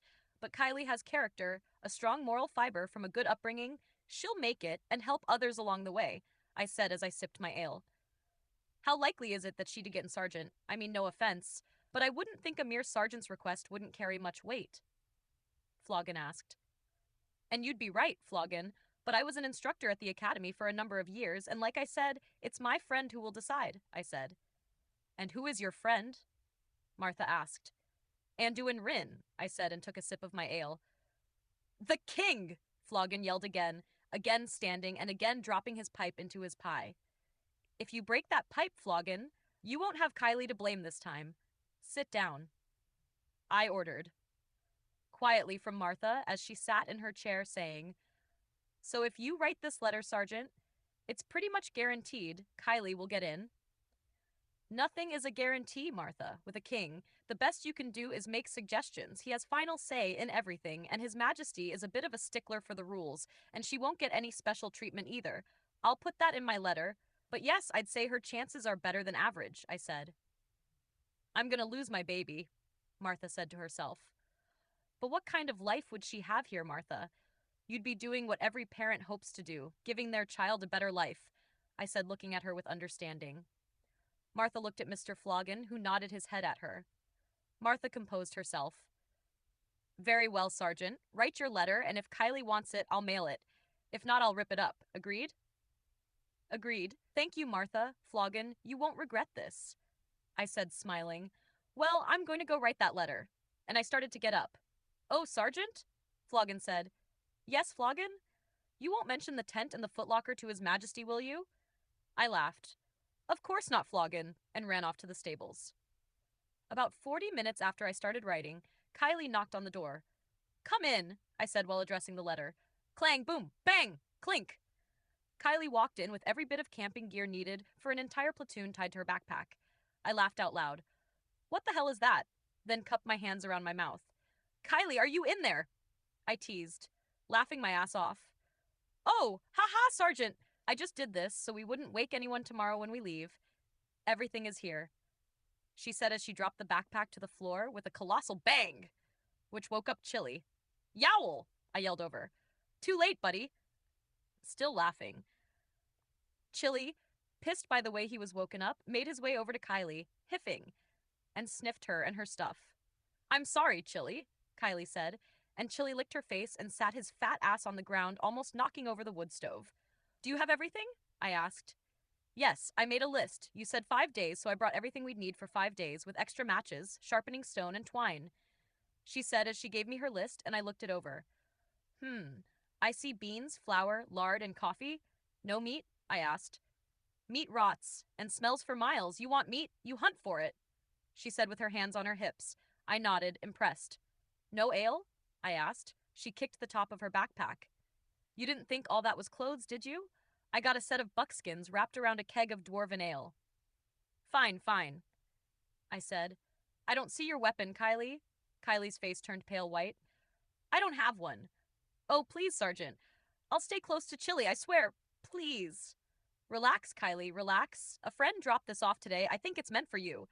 I reached into my footlocker and pulled out the quiver of arrows and bow and handed them to her. Here for you, I said. She squealed with delight and put on the quiver over her back and held the bow, looking at it. Now, Kylie, I'm going to ask first this time. Do you know? And before I could finish my sentence, she pulled out an arrow, notched it, aimed and fired, and put out the oil lamp by the far window without even breaking the glass that sat 2 inches above the flame. Good enough, I said. I would try that same shot myself later that night, only to break the glass. A yowl from Chili, and he clapped his paws, and Kylie turned and bowed to him. Thank you, Chili, Kylie chuckled. Your grandpa? I asked. Yup, from Kylie. Okay, well, quietly clean all this up. I'm just going to finish addressing this letter to my friend, then we'll get everything packed and tied onto the mounts. As I went back to my desk, I heard from Kylie, This is a beautiful bow, Sergeant. Thank you. Writing, I said, It is. Do you know what kind of wood that is, Kylie? No. It's Yule wood, Kylie, otherwise known as magic wood because of how strong it is. Go ahead, pull as hard as you can. You will not break it. She pulled as hard as she could, and I could hear her grunting as she tried. Oh, goodness, Sergeant, I give up. Kylie said exasperatedly. Defeated by your own bow, eh? I asked with a chuckle. And this handle, Sergeant, it feels as though it was made from my hand, she said. Somehow, Kylie, I believe it was. And I thought I told you to clean up that mess, I said, shaking my pen at her, then going back to my letter. Sergeant? Yes, Kylie. What's this pretty symbol in gold in the front of the handle? Acting very uninterested and pretending to write at my desk, I said, Oh, that's the King's Guard seal. A moment of silence that seemed to last forever, and then it broke. Eee! A very happy squeal from Kylie. A King's Guard bow! This is a King's Guard bow! I own a King's Guard bow! Eee! Even Chili thought it too loud and yowled and put his paws on his ears. Okay, Kylie, enough. I got up from my desk and took her hand and sat her down on my bed, and I sat at my desk looking at her. Why are you so happy it's a King's Guard bow? I asked. A bow is a bow, is it not? Oh no, Sergeant. This bow was made to defend from evil, to uphold honor and goodness, to protect His Majesty the King. This is a very special bow, she said as she nodded. Really? I said. Tell me all you know of the King's Guard, Kylie, I asked as I sat back in my chair. But you are a King's Guard, Sergeant, she stated. Humor me, I said. Okay, well, His Royal Majesty's Guard, otherwise commonly known as the King's Guard, give their life, in life and in death, to protect the king and the throne on which he stands. They are true protectors of the people and stand for right and justice and good. The best of the best try for the King's Guard, but only a select few make it, because you have to be true in mind and body to protect the king, she said and smiled. And you don't think they're just trained killers, death machines? I asked. Well, yes, but that's only part of it, she said honestly. You're not a death machine, Sergeant. I mean, I know to be afraid of you and what you can do, but I'm not, because you're a good man, Sergeant, with honor and integrity. People look up to you more than fear you, she said and again smiled. Thank you, Kylie. I don't think I've ever had a greater compliment. Leaning forward in my chair, I said, "So, your bow is special because it's a Kingsguard bow?" "Oh, yes, Sergeant," she said. "And it feels as if it was made for you?" "Oh, yes, Sergeant," she said. "What does that tell you, Kylie?" I asked. "Me? A Kingsguard?" she said in disbelief. "Not only a Kingsguard, Kylie, but an officer in His Royal Majesty's Guard. When you graduated, you'd be Lieutenant Kylie Floggen of His Royal Majesty's Guard. You'd outrank even me," I said, sitting back in my chair and smiling. "Oh, that's ridiculous, Sergeant." "Me?" she asked. "Yes, you. Why not you?" I asked. "I'm not noble or rich or come from a great house. I'm just a country girl," she said, looking down at her lap. I reached over and lifted her chin and looked her in the eyes. "What does any of that have to do with who you are, Kylie? You are a bright, driven, caring woman, and I'd follow you," I said, and she smiled. Letting go of her chin and reaching around behind me, I grabbed the envelope off the desk and held it up to her. "Read that," I instructed. "From Socht Donald Zart, Floggen's Inn, Western Plaguelands, to His Royal Majesty Anduin Rin, Stormwind Palace, Stormwind, KEO." She read. "What does KEO stand for, Sergeant?" she asked. "It's a code used by the King's Guard to get messages to the King directly. It means King's Eyes only, and it's only used by a King's Guard, so don't use it or repeat it," I said. "Okay," she agreed. "Kylie, the first page of this letter is an official request to have Kylie Floggen accepted into His Majesty's Royal Guard Academy as a ward of Sergeant Donald Zart, Kingsguard retired," I said. "Kylie, once you graduate, you will be set for life with a good job, travel anywhere on Azeroth, a host of skills and languages you can't even comprehend yet. And I know you can do it. I know it. The question is, do you want it, and will you work harder than you ever have before for it?" "Oh, yes, Sergeant, more than anything I've ever wanted in my life," she said with a serious face. "Now, Kylie, just because the King is my friend, that does not mean you'll get in. He may say no, you are a bit older than the regular entry-level cadets, so don't get your hopes up if he says no, okay?" "Okay, Sergeant, but I sure hope he says yes," she said with a huge smile on her face. I smiled back and gave Kylie the letter.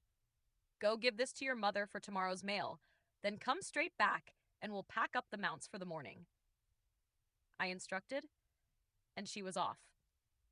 Kylie was gone for quite a while before she returned, and I was told much later that she marched into the inn and requested the letter be sent in the next day's mail.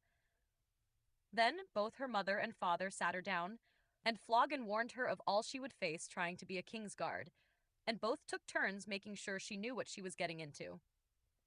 Her final question for the two of them was, "Will it make you proud of me?" A resounding yes, and a family hug was shared, and I'm sure not a dry eye in the inn. When she did make it back, we set up the mounts and tied them to the hitching post. The hunting and fishing gear was separated and tied firmly to my battle bear, and the camp supplies were tied to Kylie's black horse. Everything was all ready for the morning's ride. We then went inside, and I poured us 2 ale, and we talked more about the Kingsguard.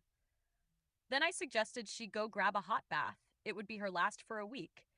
Then turn in early because we leave at the crack of dawn. Kylie said goodnight and went over to Chili, who was sleeping on the floor in front of the warm stove, kissed his head, and left. I was glad Kylie wanted to join the Kingsguard and was very proud of her and her answers to my questions. I was also glad her mother didn't rip up the letter.